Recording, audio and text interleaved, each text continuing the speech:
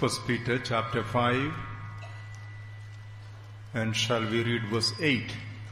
మొదటి పేతురు 5వ అధ్యాయము 8వ వాక్యం చదువుకుందాము. 1 పేతురు 5వ అధ్యాయం 8వ వచనం. నిబ్బరమైన బుద్ధిగలవారై మెలకువగా ఉండుడి.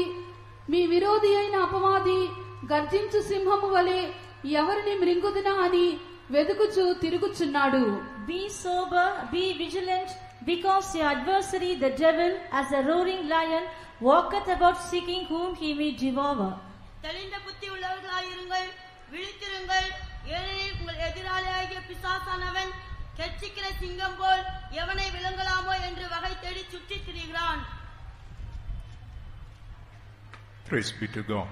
దేవునామ స్తోత్రములు. కర్తருக்கு స్తోత్రం.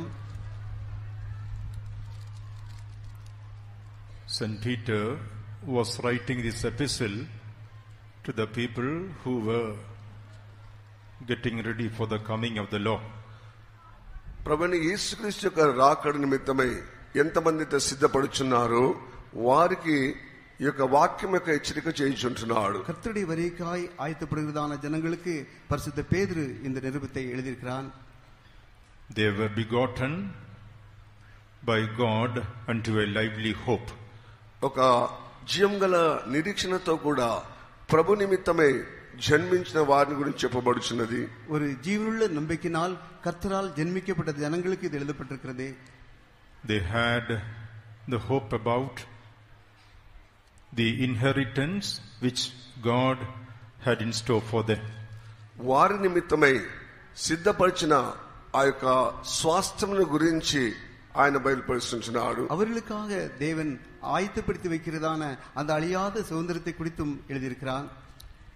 The hope about the inheritance which is incorruptible, undefiled, and fadeth not away. ఎన్నడను వాడబారని అక్షయమైన తర్వాత నిర్మలమైన ఆ యొక్క స్వాస్థ్యం నిమిత్తమై ఆ యొక్క నిరీక్షణ గురించి చెప్పబడుచున్నది. அந்த சுதந்திரம் அழியாததும் மாசற்றதும் வாடாததுமாகிய சுதந்திரம். They were redeemed by the precious blood of the Lord and Savior Jesus Christ.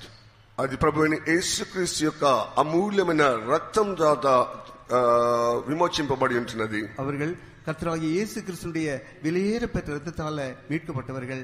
They had obtained various spiritual experiences and blessings from the Lord. దేవుని నిమిత్తమై పలు విధములైన అనుభవములు, పలు విధములైన సమస్త ఆశీర్వాదములు అనుభవించిన కార్యములు బోధిస్తున్నది. அவர்கள் கர்த்தராகிய இயேசு கிறிஸ்துவிடத்திலிருந்து அநேக விதமான ஆசீர்வாதங்களையும் அனுபவங்களையும் பெற்றவர்கள்.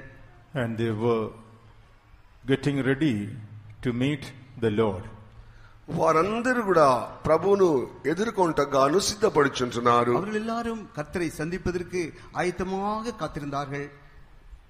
All these things are applicable with our life too. ఇవన్నీ కూడా మన జీవితంలో కూడా అది సంబంధించినవై ఉంటున్నవి. இங்கு சொல்லப்பட்டவர்கள் எல்லாம் நம்முடைய ஜீவித்துக்கும் கூட பொருத்தமாகவே இருக்கிறது.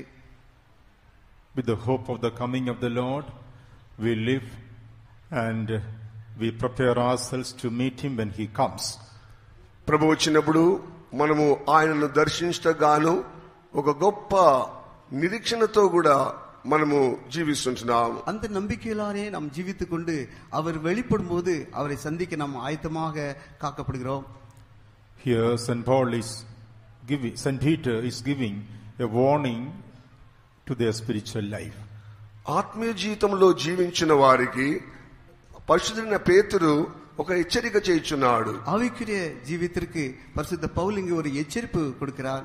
The devil, our adversary, is walking about like a roaring lion.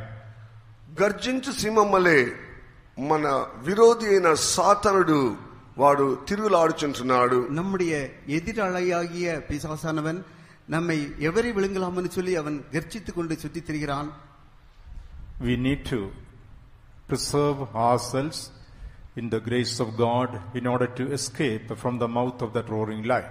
ఆ యొక్క గర్జించు సింహం యొక్క నోర్ల నుండి తప్పించుకుంటగాను దేవుని యొక్క మహా కృప చేత మనము జాగ్రత్త కాపాడుకొనవలెను. அந்த கெச்சிக்கிற சிங்கத்தினுடைய வாயிலிருந்து தப்பித்துக் கொள்ளும்படியாக நாம் தேவ கிருபையை சார்ந்து கொள்ள வேண்டும். The devil is not worried about anyone or everyone. సాతానుడు ఎవరినైనాను దేని గురించి అయినను వాడు చింతించడం లేదు. இந்த பிசாசானவன் எவரையும் விழுங்கக்கூடும், எல்லாரையும் கூட விழுங்கக்கூடும். இல்ல, he is not worried about anyone and everyone. ఎవరినైనాను ఏదైనాను వాడు దాని గురించి వాడు చింతించేవాడు కాదు. அவன் யாரை குறித்து எல்லாரை குறித்து அவன் விழுங்குறதுக்கு சிந்திக்கிறதில்லை. He is worried about only the people who are going to be caught up at the coming of the Lord. ప్రభువైన యేసుక్రీస్తు యొక్క రాకడకు ఎవరైతే సిద్ధపడుచున్నారో వారి గురించే అధికంగా వాడు చింతిస్తుంటున్నాడు. கர்த்தருடைய வரைக்காய் ஆயத்தப்பட்டுக் கொண்டிருக்கிறதான ஜனங்கள் மேல்தான் அவனை அக்கறை கொண்டவனாக இருக்கிறான். He is not worried about the unsaved ones. రక్షణ లేని వారి గురించి వానికి ఎటువంటి విధమైన చింత లేదు. ரட்சிக்கப்படாத ஜனங்களை குறித்து அவனுக்கு கவலை. He is not after the ordinary Christians. మామూలు సాధారణమైన యొక్క క్రైస్తవుల గురించి వాడు చింతించడం లేదు. சாதாரண கிறிஸ்துவை குறித்தும் கூட அவன் அவர்களை பின் நிற்கிறதில்லை. He is not after even the nominal Pentecostal people.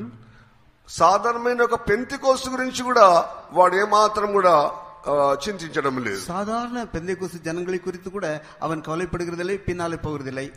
He wants to devour the people who are getting ready for the coming of the Lord. ప్రభువైన యేసుక్రీస్తు యొక్క రాకడ నిమిత్తమై ఎవరైతే సిద్ధపడుచున్నారో వారిని మింగుటగాను వాడు తిరుగు ఆడుచుంటున్నాడు. கர்த்தருடைய வரிக்காய் ஆயத்தப்படுகிறதான ஜனங்களை விழுங்கும்படியாய்த்தான் அவன் வகை தேடிக்கொண்டு சுற்றி திரிகிறான். That is why we see him as a dragon with the wide open mouth standing before the woman in order to devour the man child who is going to be born. అందుకొరకే స్త్రీ అనే సంఘం ఎదుట నోరు తెల్చుకొని నిలబడి ఉన్న ఆ యొక్క ఘట సర్పము ఆ యొక్క జన్మించబోతున్న మగ శిశువును మింగుటగాను వాడు క్రియ చేస్తుంటున్నాడు. அதனால்தான் அவள் பிரசவ வேதனைப்பட்டுக் கொண்டிருக்கிறதான அந்த ஸ்திரீக்கு முன்பாக நின்று கொண்டு அவள் பிரசவிக்க போறதான அந்த குழந்தையை விழுங்கும்படியாக இந்த வலு சர்ப்பம் காத்துக் கொண்டிருக்கிறான். We read about it in the book of Revelation chapter 12.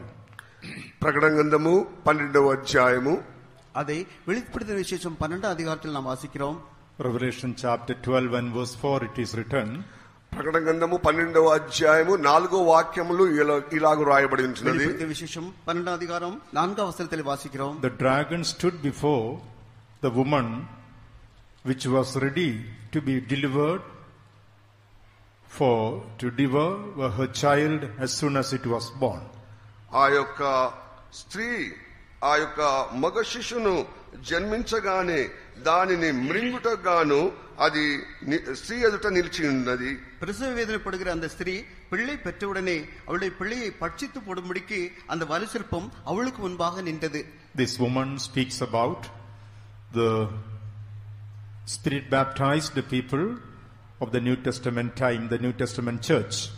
ఈ యొక్క స్త్రీ అనేది నూతన నిబంధన కాలంలో ఆ యొక్క అభిషేకింపబడిన సంఘమును చూపిస్తున్నది. இந்த ஸ்திரீயானவள் புதிய ஏற்பாட்டின் காலத்தில் பரிசுத்தாவினால் அபிஷேகம் பண்ணப்பட்டதான ஜனங்களுக்கு இல்லாவிட்டால் சபைக்கு அடையாளம். The church which is having the apostolic ministry and the fellowship of the saints. ఈ యొక్క సంఘం అనేది అపోస్తలుల యొక్క సహవాసము పరిశుద్ధుల యొక్క సహవాసం యొక్క అనుభవంతో ఉంటున్నది. இந்த சபையானது அப்போஸ்தலருடைய உபதேசத்திலும் பரிசுத்தவான்களுடைய ஐக்கியத்திலும் காணப்படுகிறது. A man child is going to be caught up from this woman. ఈ యొక్క స్త్రీ నుండి మగ శిశువు ఎత్తబడుచుంటున్నాడు. இந்த ஸ்திரீயிலிருந்து தான் இந்த ஆண் பிள்ளை எடுத்துக் கொள்ளப்பட போகிறது. Collectively, this man child speaks about the saints of God who are going to be transformed when Jesus comes in glory. ఈ యొక్క మగ శిశువు అనేది ప్రభు వచ్చినప్పుడు రూపాంతరం పొంది పైకి ఎత్తబడే ఒక అనుభవంలో కనబడుచుంటున్నది. இந்த ஆண் பிள்ளையானது கர்த்தருடைய வருகையிலே மறுரூபமாக போகிறதான ஒரு கூட்டம் ஜனத்தை காட்டுகிறது. in our personal life, this man-child speaks about the victorious life that we live in the presence of God. మన వ్యక్తిగతమైన జీవితంలో మనం చూసినట్లయితే దేవుని యొక్క సన్నిధిలో జీవించుచున్న ఒక జై జీవితం చేయుచున్న దేవుని యొక్క పరిశుద్ధ బిడ్డలకు చూపిస్తుంటున్నది. தனியாக நாம் பார்க்க போனால் கர்த்தருடைய சமூகத்திலே ஜெய ஜீவம் செய்கிறதான தேவனுடைய பிள்ளையை குறிக்கிறது. The purpose of the devil is to devour our victorious life. సాతాను యొక్క ముఖ్య ఉద్దేశం ఏమనగా మన జయ జీవితమును మింగివేయడం. பிசாசுடைய முக்கியமான நோக்கம் என்னவென்றால் இந்த ஜெய ஜீவத்தை ஜெய ஜீவன் செய்கிறவர்களை விழுங்க வேண்டும். His plan is to devour the perfected saints who are going to be raptured at the coming of the Lord. ప్రభు యొక్క రాకడలో ఎత్తబడబోచున్న ఆ యొక్క పరిపూర్ణత చెందిన పరిశుద్ధులను మింగుటగాన అది క్రియ చేయుచున్నది. கர்த்தருடைய வருகையிலே பரிபூரணமாக்கப்பட்டு எடுத்துக்கொள்ளப்பட போகிறதான அந்த பரிசுத்தவான்கள் விழுங்கும்படியாக அவனுடைய திட்டம். But we find no sooner the child was born, it was caught up to the throne of God. కానీ వాక్యానుసారంగా చూచినప్పుడు మగ శిశువు జన్మించిన వెంటనే అది ఆ మగ శిశువు సింహాసనంలోకి ఎత్తబడుచున్నాడు. நாம் இங்கே பார்க்கிறோம் அந்த சிறியானவள் ஆண் பிள்ளை பெற்ற உடனே அந்த பிள்ளை தேவனுடைய சிங்காசனத்துக்கு எடுத்துக்கொள்ளப்பட்டது. The devil cannot overcome or defeat the plan of God. దేవుని యొక్క సంకల్పమును సాతానుడు ఎన్నడైనను వాడు విరోధంగా క్రియ చేయలేడు. தேவனுடைய தீர்மானத்தையோ திட்டத்தையோ பிசாசு ஒரு காலம் குலைக்க முடியாது.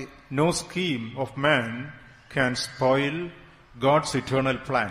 దేవుని యొక్క అనాది సంకల్పం అనేది ఎవరు కూడా ఏ మానవుడు కూడా దాన్ని దొంగలించలేడు. கர்த்தருடைய அநாதி நோக்கத்தை அவருடைய தீர்மானத்தை எந்த மனுஷனுடைய தந்திரமும் கூட அதை நிறுத்திவிட முடியாது.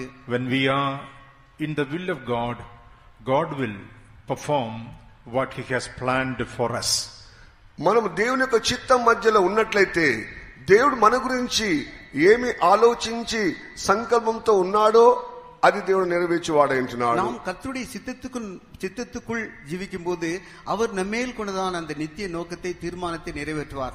The Lord who started a good work in our life is well able to complete it for the glory of God. దేవుని యొక్క మహిమ నిమిత్తమై మనలో ఆరంభించిన ఆ యొక్క మంచి కార్యం అనేది దేవుడు నిశ్చయంగా దాన్ని ముగించువాడై ఉంటున్నాడు. நம்மில் ஆரம்பித்ததான அந்த நல்ல கிரியையை அவர் முடிவு பரியந்தம் நிறைவேற்றி முடிக்க வல்லவராயிருக்கிறார். So the adversary devil is roaming about like a roaring lion. అందుకొరకే గర్జించు సింహం వలె ఎవరిని మింగుదామా అని సాతానుడు చుట్టూ తిరుగుతూనే ఉంటున్నాడు. அதனால்தான் இந்த பிசாசானவன் எவரை விழுங்கலாம் என்று சொல்லி அவன் கர்ஜித்துக் கொண்டு சுற்றித் திரிகிறான். Seeking whom he may devour. ఎవరిని మింగుదామా అని వెదుగుతున్నాడు. யாரை விழுங்கலாம் என்று தேடிக்கொண்டு அலைகிறான். Praise be to God. దేవుని నామ స్తోత్రములు. கர்த்தருக்கு ஸ்தோத்திரம். In order to escape from the mouth of this roaring lion, ఈ యొక్క గర్జించు సింహం యొక్క నోటిలో నుంచి మనం తప్పించుకునవల్లంటే இந்த கர்ச்சிக்கிற சிங்கத்துடைய வாயிலிருந்து நாம் தப்பித்துக் கொள்ள வேண்டும் என்றால் here we read about two things that we have to observe in our life. మన జీవితంలో రెండు కార్యములు జాగ్రత్తగా పరిశీలించవలసి ఉంటున్నది. நம்முடைய ஜீவிதத்திலே ரெண்டு காரியங்களை நாம் சோதித்து பார்த்து அதிலே நடக்க வேண்டும். St. Peter says, be sober and be vigilant. నిబ్బరము కలిగి ధైర్యముగా ఉండమని చెప్తున్నాడు. பரிசுத்த பேதுரு சொல்கிறதை பாருங்கள், தெளிந்த புத்தி உள்ளவராயிருங்கள், விழித்திருங்கள். Be sober and be vigilant. నిబ్బరమైన బుద్ధి గలవారే మెలకువగా ఉండుడి. நீங்கள் தெளிந்த புத்தி உள்ளவராயிருங்கள், விழித்திருங்கள், இல்லாவிட்டால் ஜாக்கிரதையாயிருங்கள். We need to see that the two things are observed in our spiritual life. మన ఆత్మీయ జీవితంలో ఈ రెండు కార్యములు జాగ్రత్తగా మనం పరిశీలించవలెను. இந்த ரெண்டு காரியத்தையும் கைக்கொண்டு நடக்கும்படியாய் நாம் ஜாக்கிரதைப்பட வேண்டும். In order to escape from the mouth of the roaring lion, the devil. సాతానుడనే గర్జించు సింహం వలె చుట్టూ తిరుగుతున్న వాని యొక్క నోటిలోంచి తప్పించుకున్నవాళ్ళంటే கர்ச்சிக்கிற சிங்கமாகிய அந்த பிசாசானுடைய வாயிலிருந்து நாம் தப்ப வேண்டும் என்றால் First of all, we have to be sober. మొట్టమొదట నిబ్బరమైన బుద్ధి మనం కలిగి ఉండవలను. முதலாவது நாம் தெளிந்த புத்தி உள்ளவர்களாக இருக்க வேண்டும். Secondly, we have to be vigilant. రెండవది మెలకువ కలిగి ఉండవలెను. இரண்டாவது நாம் விழித்திருக்க வேண்டும், இல்லாவிட்டால் நாம் எப்போதும் கவனமாய் ஜாக்கிரதையா இருக்க வேண்டும். Praise be to God. దేవుని నామ స్తోత్రములు. தேவனுக்கு மகிமை உண்டாவதாக. Be sober. నిబ్బరమైన బుద్ధి, தெளிந்த புத்தி உள்ளவர்களாய் இருங்கள். In the Holy Bible, sobriety has been given various meanings. ఈ యొక్క వేద గ్రంథములో ఈ యొక్క వాక్యమునకు అనేక అర్థములు ఇవ్వబడి ఉంటున్నది. பரிசுத்த வேதாகமத்தில் தெளிந்த புத்தி உள்ளவர்களாய் இருங்கள் என்றால் அதற்கு எத்தனையோ அர்த்தங்கள் சொல்லப்பட்டிருக்கிறது. The word sobriety. నిబ్బరమైన బుద్ధి విషయంలో ఆ యొక్క వేద గ్రంథంలో అనేక అర్థములు రాయబడి ఉంటున్నవి. தெளிந்த புத்தி என்று சொல்லுவதற்கு இதற்கு இந்த பரிசுத்த வேதாகமத்தில் அநேக அர்த்தங்கள் சொல்லப்பட்டிருக்கிறது. The word sobriety has been given various meanings. ఈ నిబ్బరమైన ఆ యొక్క బుద్ధి విషయంలో అనేక అర్థములు ఇవ్వబడి ఉంటున్నవి. தெளிந்த புத்தி என்று சொல்லும்போது அநேக அர்த்தங்கள் சொல்லப்பட்டிருக்கிறது. First of all, sobriety means humility. మొట్టమొదటిగా నిబ్బరమని చెప్పినప్పుడు అది మన తగ్గింపును చూపిస్తుంటున్నది. முதலாவது தெளிந்த புத்தி என்று சொல்லும்போது நம்முடைய தாழ்மையை குறிக்கிறது. Sobriety means humility. మన యొక్క నిబ్బరమైన బుద్ధి అన్నప్పుడు అది మన తగ్గింపు జీవితంను చూపిస్తున్నది. தெளிந்த புத்தி என்று சொல்லும்போது அது தாழ்மையை காட்டுகிறது. That is what we read in the book of Romans chapter 12. రోమిల్ రాసిన పత్రిక 12వ అధ్యాయంలో మనం చదువుతున్నాము. அதை ரோமர் நிருபம் 12ஆம் அதிகாரத்தில் வாசிக்கிறோம். Romans chapter 12 and verse 3.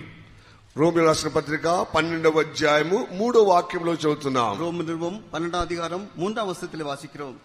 తాను స్వస్థ బుద్ధి గల వాడగుటకై తగిన రీతిగా తన్ను ఎంచుకొనవలెనని నాకు అనుగ్రహింపబడిన కృపను బట్టి మీలోనున్న ప్రతి వానితోనూ చెప్పుచున్నాను. For I say through the grace given unto me, to every man that is among you, not to think of himself more highly than he ought to think, but to think soberly according as God hath dealt to every man the measure of faith. Praise be to God. దేవుని నామ స్తోత్రములు. தேவனுக்கு மகிமை உண்டாவதாக. Think soberly. నిబ్బరమైన స్వస్థ బుద్ధి గలవారై தெளிந்த எண்ணமுள்ளவனாய் இருக்க வேண்டும். Think soberly.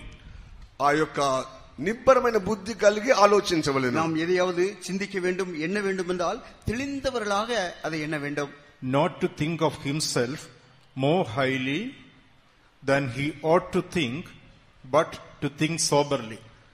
ఎల్లప్పుడు కూడా మనకు మనమే ఏదో ఒక గొప్పవారమని మనం ఎంచుకోకుండా స్వస్థ బుద్ధి గల వారమే మనం జీవించవలెను. நாம் நம்மை குறித்து எண்ண வேண்டியதற்கு மிஞ்சி எண்ணாமல் தேவன் பகிர்ந்த விசுவாசத்தின்படி தெளிந்த எண்ணமுள்ளவர்களாய் எண்ண வேண்டும்.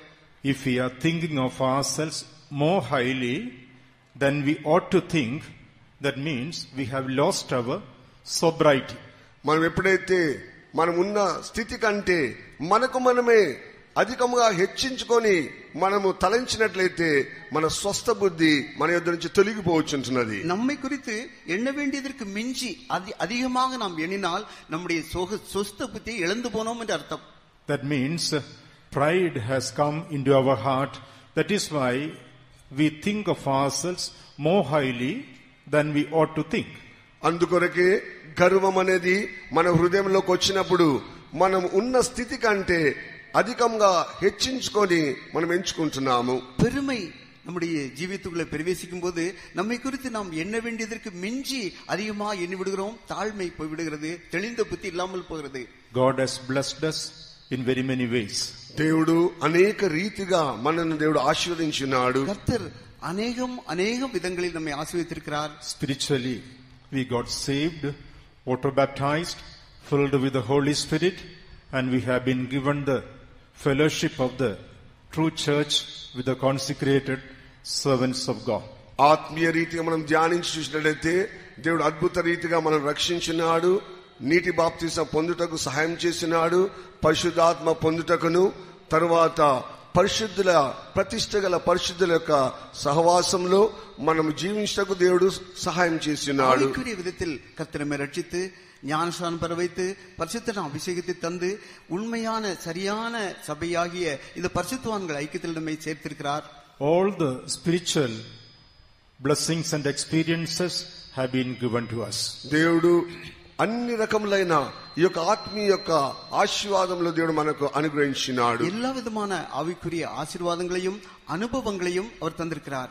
And materially God has blessed us with all what we want to live in this world. ఈ లోకంలో మనం జీవించటకు మనకి ఏది అవసరమైనవో ఆ వస్తువులన్నీ కూడా సమృద్ధిగా మనకి ఇచ్చినాడు. இந்த உலகத்தில் நாம் தேவபக்தியுள்ளவர்களாய் ஜீவிக்கும்படி நமக்கு வேண்டிய எல்லாவற்றையும் அவர் தந்திருக்கிறார். The promise of God says, seek ye first the kingdom of God and his righteousness, then all these things shall be added unto you.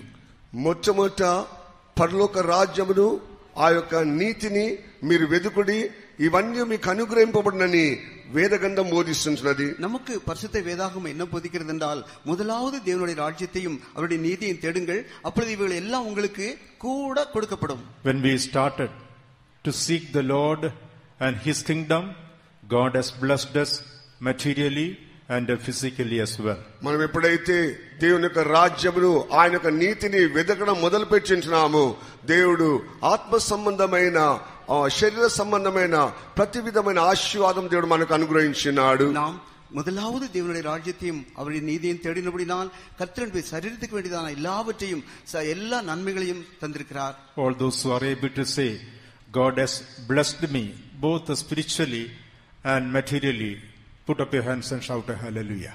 ఎంతమంది అయితే దేవుడు నన్ను నిశ్చయంగా ఆత్మీయ రీతిగాను ఈ యొక్క శరీర రీతిగాను భూ సంబంధమైన ఆశీర్వాదం చేత నింపినాడని చెప్పిన వారందరూ కూడా ఒక చేతులెత్తి దేవునికి హల్లెలూయా చెప్పండి. హల్లెలూయా. God in his faithfulness, in his mercies, he has blessed us much more than we could ask or think. మనము అడుగు వాటికంటేను ఊహించు వాటికంటేను దేవుడు మనల్ని అత్యధికంగా దేవుడు ఆశీర్వదించి ఉంటున్నాడు. நம்முடைய ஜீவித்தில் உண்மையுள்ளவராயிருந்து அவர் நம்முடைய ஜீவித்தில் கிருபை கொண்டு நாம் விரும்புவதற்கும் வேண்டிக் கொள்வதற்கும் அதிகமாய் நம்மை ஆசீர்வதித்திருக்கிறார். But we should not think of ourselves more highly than we ought to think. అయితే మనము ఎంచుకొనదగిన దానికంటే అధికంగా ఎంచుకొనకుండా మనము ఉన్న స్థితిని గురించి ఎల్లప్పుడూ మనం జాగ్రత్తగా ఉండవలెను. ஒரு எச்சரிப்பு என்னவென்றால், நம்மை குறித்து எண்ணுவதற்கு மேலாக நாம் நம்மை குறித்து மிஞ்சி எண்ணக்கூடாது. Oh, these blessings shouldn't bring glory or boasting or pride in our heart. ఈ యొక్క ఆశీర్వాదములన్నీ కూడా మన యొక్క హృదయంలో అతిశయించుటకో మనకు మనమే ఏదో మహిమ పొందుటకో క్రియ చేయకూడదు. இந்த தேவனுடைய ஆசீர்வாதங்கள் எல்லாம் நம்முடைய ஜீவிதத்திலே மேன்மை பாராட்டுவதற்கோ அகங்காரம் கொள்வதற்கோ இருக்கக்கூடாது. With all the blessings that we have been given, we should preserve our humility in the presence of God. దేవుని యొక్క సన్నిధిలో ఎల్లప్పుడూ మనం పొందిన ఆశీర్వాదములన్నీ కూడా మనం తలంచుకొని మనకు మనమే తగ్గించుకొని మనం జీవించవలెను. கர்த்தர் நமக்கு தந்த இந்த எல்லா ஆசீர்வாதங்கள் மத்தியிலும் நம்மை நாமே தேவ சமூகத்திலே தாழ்த்தி கொண்டு ஜீவிக்க வேண்டும். The devil will try to take away our humble heart and bring boasting and glorying in our life. సాతానుడు ఎల్లప్పుడూ కూడా మన యొక్క హృదయంలో ఉన్న తగ్గింపు హృదయంను తీసివేసి మనకు మనమే అతిశయించుటకును మనకు మనమే హెచ్చించుకుంటకు వాడు క్రియ చేయించుచున్నాడు. பிசாசு என்ன செய்வான் என்றால், நமக்கு இருக்கிறதான இந்த ஆசீர்வாதங்கள் நிமித்தமாய் நாம் மேன்மை பாராட்டும்படியாக பெருமை கொள்ளும்படியாக நமக்கு அவன் தூண்டுதல் செய்வான். Thereby he will cause us to lose our sober mind. అందుకొరకే వాడు స్వస్థ బుద్ధిని మన జీవితం నుంచి తొలగించడానికి ప్రయత్నం చేస్తున్నాడు. அப்படி செய்து நம்முடைய ஜீவிதத்தில் இருக்கிறதான அந்த தெளிந்த புத்தியை அவன் கெடுத்து போட பார்ப்பான். Once our sober mind is lost, it is easy for him to devour us. మన జీవితంలో ఉన్న ఆ యొక్క స్వస్థ బుద్ధిని తొలగించినట్లయితే వాడు మన జీవితంలో ప్రవేశించటకు క్రియ చేయటకు అతి సులభంగా ఉంటున్నది. நம்முடைய தெளிந்த புத்தியை அவன் கெடுத்து விட்டானால் நம்மை விழுங்கி போடுவது அவனுக்கு சுலபமா இருக்கும். That is why we need to be cautious with our spiritual life to preserve the sobriety of our mind. అందుకొరకే ఎల్లప్పుడూ మన యొక్క జీవితంలో ఆ యొక్క స్వస్థ బుద్ధి నిబ్బరమైన బుద్ధి మన యొక్క జీవితంలో కాపాడుకుంటూ మనం ప్రయత్నించవలెను. அதனால்தான் நம்முடைய ஜீவிதத்திலே நாம் ஜாக்கிரதைப்பட்டு நம்முடைய மனதின் தெளிந்த புத்தியை பாதுகாத்துக் கொள்வதற்கு மிகவும் கவனமாக இருக்க வேண்டும். So sobriety means the humility of our life. నిబ్బర బుద్ధి అనగా మన యొక్క జీవితంలో ఉన్న తగ్గింపు జీవితమును చూపిస్తున్నది. தெளிந்த புத்தி என்பது நம்முடைய ஜீவித்தில் உள்ள மனத்தாழ்மையை காட்டுகிறது. Our spiritual life began with the grace of God. మన యొక్క ఆత్మీయ జీవితం అనేది దేవుని కృప చేత ఆరంభించబడి ఉన్నది. நம்முடைய ஆவிக்குரிய வாழ்க்கை தேவனுடைய கிருபையினால் ஆரம்பிக்கப்படுகிறது. We have received this salvation through grace by faith. మనం ఈ యొక్క రక్షణ అనేది విశ్వాసం ద్వారా కృప చేతనే రక్షింపబడి ఉంటున్నాము. நம்முடைய రక్షిப்பு విశ్వాసத்தினால் கிருபையை கொண்டு நாம் ரட்சிக்கப்பட்டிருக்கிறோம். When we believed the work that Jesus did for us on the cross of Calvary. Calvary శిలువలో ప్రభువైన యేసుక్రీస్తు చేసిన కార్యములను మనం విశ్వసించినప్పుడు, கர்த்தராகிய இயேசு கிறிஸ்து கல்வாரி சிலுவையிலே நமக்காய் செய்து நிறைவேற்றினான் அந்த தியாகத்தை நாம் நினைத்து விசுவாசித்து ரட்சிக்கப்படுகிறோம். When we believed the finished work of the Lord Jesus Christ on the cross of Calvary. Calvary శిలువలో ప్రభువైన యేసుక్రీస్తు మన నిమిత్తమై ముగించిన కార్యములను విశ్వసించినట్లయితే, கர்த்தராகிய இயேசு கிறிஸ்து கல்வாரி சிலுவையிலே நமக்காக செய்து நிறைவேற்றினான் அந்த கிருபையை நினைக்கும்போது we got saved by his grace. ఆయన కృప చేత మనం రక్షింపబడుచున్నాము. அவருடைய கிருபையினால் ரட்சிக்கப்படுகிறோம். We got saved by his grace. ఆయన కృప చేత మనం రక్షింపబడితిమి. அவருடைய கிருபையினால் ரட்சிக்கப்பட்டோம். Till today we have been sustained by the grace of God. అందుకొరకే ఆయన కృప చేత మనం ఇంతవరకు మనం జీవించగలుగుతున్నాము. அவருடைய கிருபையினால் தான் நான் இதுவரையும் தாங்கப்பட்டு வந்திருக்கிறோம். And we are going to be caught up when Jesus comes by the grace of God. దేవుని యొక్క కృప చేతనే మనము ఆయన యొక్క రాకడలో కూడా ఎత్తబడబోచున్నాము. கர்த்தருடைய வருகையிலே அவருடைய கிருபையினால் தான் நான் எடுத்துக்கொள்ளப்பட போகிறோம். How do we receive the grace of God? దేవుని కృప పొందిన తర్వాత, தேவனுடைய கிருபை பெற்ற பிறகு how do we receive the grace of God? దేవుని యొక్క కృపను మనం ఎలాగ పొందగలుగుచున్నాము? கர்த்தருடைய கிருபையை நாம் எவ்விதமாய் பெறுகிறோம்? By humbling ourselves, God is filling us with his grace. మనం ఎప్పుడైతే మనకు మనమే తగ్గించుకుంటున్నామో అప్పుడే దేవుని కృప చేత నింపుచుంటున్నాడు. நாம் நம்மை தாமே தாழ்த்தி தாழ்த்தி ஜீவிக்கும் போது அவர் கிருபையினால் நிறைக்கிறார். The more we are blessed, the more we are to keep our humility. మనం ఎంతగా ఆశీర్వదింపబడుచున్నామో అంతగా మనకే తగ్గింపును కాపాడుకోనవలెను. இவ்வளவாய் நாம் ஆசீர்வதிக்கப்படுகிறோமோ கிருபை பெறுகிறோமோ அதுக்கு தகுந்தபடி நம்மை தாழ்த்திக் கொள்ள வேண்டும். We humble ourselves, that is only one aspect of humility. ఒకే ఒక పద్ధతిలో కనబడుతున్న తగ్గింపులో మనము కాపాడుకోగలుగుతున్నాము. இந்த மனத்தாழ்மை என்பது தாழ்மையின் ஒரு பாகம்தான். We humble ourselves, that is only one aspect of the humility. ఒక విధమైన తగ్గింపు చేత మన యొక్క జీవితంలో మనకు మనము తగ్గించుకోగలుగుతున్నాము. நம்மை நாமே தாழ்த்திக் கொள்கிறது அந்த மனத்தாழ்மையிலே ஒரு பகுதி தான். There are occasions when God humiliates us. కొన్ని పర్యాయములు దేవుడే మనల్ని తగ్గిస్తుంటున్నాడు. சில சந்தர்ப்பங்களில் கர்த்தர் நம்மை தாழ்த்துவார். Only when God humiliates us, our unsanctified natures will be revealed. ఎప్పుడైతే దేవుడు మనల్ని తగ్గిస్తున్నాడో అప్పుడే మనకు మనమే పరిశుద్ధపరచుకునే ఒక కార్యములను బయలుదేరుతుంటున్నది. கர்த்தர் நம்மை தாழ்த்தும் போதுதான் நம்முடைய ஜீவித்தில் இருக்கிறதான பரிசுத்தமாக்கப்பட்ட சுபாவங்கள் என்ன என்று தெரியும். That is why we humbling ourselves only one aspect of the humility. అందుకొరకే ఒక విషయంలో మనకు మనమే తగ్గించుకునే కార్యమును బోధిస్తున్నది. நம்மை நாமே தாழ்த்திக் கொள்கிறது என்றால் அந்த தாழ்மையின் அனுபவத்தில் அது ஒரு பகுதி. But when God humbles us, that is the time our unsanctified natures will come out. ఎప్పుడైతే దేవుడు మనల్ని తగ్గిస్తున్నాడో అప్పుడే పరిశుద్ధపరచని స్వభావాలన్నీ కూడా బయటికి వస్తుంటున్నవి. தேவன் நம்மை தாழ்த்தும் போதுதான் நம்முடைய ஜீவித்தில் இருக்கிறதான பரிசுத்தமாக்கப்படாத சுபாவங்கள் வெளிப்படுகிறது. The children of Israel were led through the wilderness for 40 long years. 40 దీర్ఘ కాలము ఇజ్రాయెల్ జనులు అరణ్య ప్రయాణం చేసించున్నారు. இஸ்ரவேல் ஜனங்கள் 40 வருஷ காலம் நீண்ட வருஷங்கள் வனாந்தரத்தில் நடத்தப்பட்டார்கள். The Bible says, first of all, to humble them. మొట్టమొదట వారు హృదయంలో తగ్గింపు కలుగుటకు గాను முதலாவது சொல்லப்படுவது என்னவென்றால் அவர்களை தாழ்த்தும்படியாக God wanted to humble them. That is why he led them through the wilderness for 40 long years. దేవుడు 40 దీర్ఘకాల సంవత్సరములు కూడా వారిని అరణ్యంలో నడిపించుటకు కారణము వారిని తగ్గించుట కొరకు. அவர்களை தாழ்த்தும்படியாய்த்தான் 40 நீண்ட வருஷ காலம் வனாந்திரத்திலே தேவன் நடத்தினார். Why did they were humiliated? ఎందుకు వారిని దేవుడు తగ్గించినాడు? ஏன் விதமாக அவர்களை தாழ்த்தினார்? That they would know the things that were hidden in their own heart.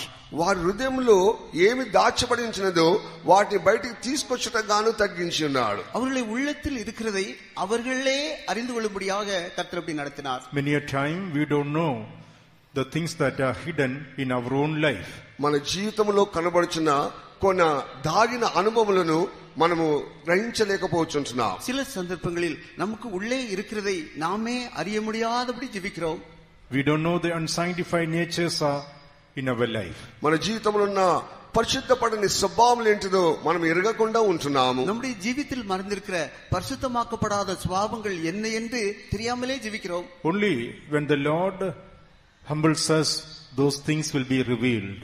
ఎప్పుడైతే దేవుడు మనల్ని తగ్గిస్తున్నాడో అప్పుడే కార్యములన్నీ బయటికి వస్తుంటున్నవి. கர்த்தர் நம்மை தாழ்த்தும் போதுதான் நம்முடைய உள்ளத்தில் இருக்கிறவைகள் நமக்கு வெளிப்படுகிறது. When the unsanctified natures are revealed, we are not to get discouraged.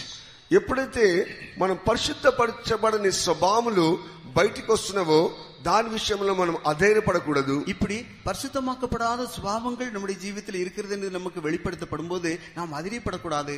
The Lord wants to sanctify us. That is why He reminds us or reveals the unsanctified natures of our life. దేవుడు మనల్ని పరిశుద్ధపరచుటకు ఇష్టపడుచున్నాడు గనుక పరిశుద్ధపడని స్వభావములను మన జీవితంలో అది బయటికి తీసుకొచ్చి చూపిస్తున్నాడు. நம்மேல் அவர் இரக்கம் கொண்டு நம்மை பரிசுத்தமாக்கும்படியாய்த்தான் பரிசுத்தமாக்கப்படாத சுபாவங்களை அவர் நமக்கு காட்டித் தருகிறார். When the unsanctified natures are revealed, the devil will try to discourage us and to take us away from the presence of God. ఎప్పుడైతే పరిశుద్ధపరచబడని స్వభావములు మన యందు సాతాను చూస్తున్నాడు అప్పుడు వాడు దేవుని యొక్క సన్నిధి నుంచి దూరం తీసుకొని వెళ్తున్నాడు. நம்முடைய ஜீவிதத்திலே பரிசுத்தமாக்கப்படாத சுபாவங்களை பிசாசு காணும்போது தேவ சமூகத்திலிருந்து நம்மை அப்புறப்படுத்த அவன் பிரயாசப்படுகிறான். The devil will come and tell us, see, all these mistakes and errors are there in your life. What is the point of living this spiritual life? Better you forsake the Lord and go back to the old life. సాతానుడు వచ్చి మనకు చెవిలో చెబుతున్నాడు, నీలో ఇన్ని కొరతలున్నవి, ఇన్ని బలహీనతలున్నాయి కదా, ఇన్ని తప్పులున్నప్పుడు నువ్వు ఈ ఆత్మీయ జీవితంలో చేసి నీకేమి లాభము, నువ్వన్నీ ఇడిచిపెట్టి నువ్వు వెళ్ళిపో అని చెప్తుంటున్నాడు. பிசாசு வந்து மெதுவா காதிலே ஓதுவான், உனக்கு இந்த பலவீனம் இருக்கிறது, அந்த பலவீனம் இருக்கிறது, நீ என்ன விசுவாச ஜீவன் செய்து கொள்கிறாய், மெதுவாக வந்துவிடு, இயேசுவை மறுதலித்தில் வந்துவிடு போதும் என்று சொல்லுவான். That is how he tries to deceive us. ఆ విధంగానే సాతానుడు మనల్ని మోసం చేయుచున్నాడు. ఈ విధంగా పిశాసు நம்மை வஞ்சிப்பதற்கு பிரயாசப்படுவான். But what is the expectancy of God by revealing our unsanctified natures? మన జీవితంలో ఉన్న పరిశుద్ధపరచబడని స్వభావాలను దేవుడు బయటికి చూపించిన కారణం ఏమిటి? ஆனால் நம்முடைய ஜீவித்தில் இருக்கிறதான பரிசுத்தமாக்கப்படாத சுபாவங்களை நமக்கு காட்டி தருகிறதில் தேவனுடைய நோக்கம் என்னவென்றால், that we may admit them and come closer to God, receive fresh grace and strength to overcome those things. మన జీవితంలో వాటన్నిటిని ఒప్పుకొని దేవుని యొక్క సన్నిధికి ఆయనకు సమీపంగా వచ్చి ఆయన యొక్క బలమును ఆయన యొక్క కృపను సంపాదించుకొని వాటన్నిటిని జయించ కొరకే క్రియ చేస్తుంటున్నాడు. நம்முடைய அந்த பலவீனங்கள் அந்த குற்றங்கள் எல்லாம் நாம் அறிக்கையிட்டு தேவனுடைய சமூகத்துக்கு நாம் நெருங்கி சேர்ந்து நம்மை சுத்திகரித்துக் கொண்டு திரும்பமாய் கிருபை பெற்றுக்கொள்ள வேண்டும். Praise be to God. దేవుని నామ స్తోత్రములు. தேவனுக்கு மகிமை உண்டாவதாக. That is why our spiritual life is led only by God's grace. అందుకొరకే మన యొక్క ఆత్మీయ జీవితం అనేది దేవుని యొక్క కృప చేత నడిపింపబడుచున్నది. அதனால்தான் நம்முடைய ஆவிக்குரிய ஜீவமானது தேவனுடைய கிருபையினால் தான் நடத்தப்படுகிறது. The more we humble ourselves, the more the grace of God is given to us. మనం ఎంతగా తగ్గించుకుంటున్నామో అంతగా దేవుని యొక్క కృప మన మీద కుమ్మరింపబడుచున్నది. எவ்வளவுக்கு அதிகமாய் நம்மை தாழ்த்திக் கொள்கிறோமோ அவ்வளவுக்கு அதிகமாய் கிருபை அளிக்கப்படுகிறது. Those who are standing with the Lord upon Mount Zion, సియోనులో దేవుని చేత ప్రభుతో నిలబడిన వారు, సియోన్ మலையிலே క్రీస్తువోడు కూడా నిற்கப் போகிறவர்கள், those who are found in the city of Jerusalem, which is the highest place in eternity. నిత్యత్వంలో కనబడుచున్న అత్యున్నతమైన స్థానమైన నూతన యెరూషలేములో ప్రభుతో నిలబడిన వారు நித்தியத்திலே மிகவும் மேன்மையாக காணப்படுகிறதான அந்த புதிய எருசலேமிலே நிற்க போகிறவர்கள் They are the most humble people who were upon this earth. ఈ భూమి మీద అత్యధికంగా తమ్ము తాము తగ్గించుకున్న వారైంటున్నారు. இந்த உலகத்தில் தங்களை தாங்களே அதிகமாக தாழ்த்தி மனத்தாழ்மையோடு ஜீவித்தவர்கள். When Jesus was upon this earth, యేసు ప్రభు ఈ భూమి మీద ఉన్నప్పుడు, கர்த்தராகிய இயேசு கிறிஸ்து இந்த உலகத்தில் இருந்தபோது, in the Gospel of St. Matthew chapter 18 when we read, మత్తయి సువార్త 18వ అధ్యాయంలో మనం చదివినప్పుడు, மத்தேயு சுவிசேஷம் 18వ அதிகாரத்தில் நாம் படிக்கும்போது, Matthew 18:4, what do we read? మత్తయి సువార్త 18వ అధ్యాయము 4వ వాక్యంలో మనం ఏం చదువుతున్నాము? மத்தேயு சுவிசேஷம் 18వ அதிகாரம் 4వ వచనத்தில் நாம் என்ன వాసిக்கிறோம்? కాగా ఈ బిడ్డవలే తన్ను తాను తగ్గించుకుని వాడెవడో వాడే పరలోక రాజ్యంలో గొప్పవాడు.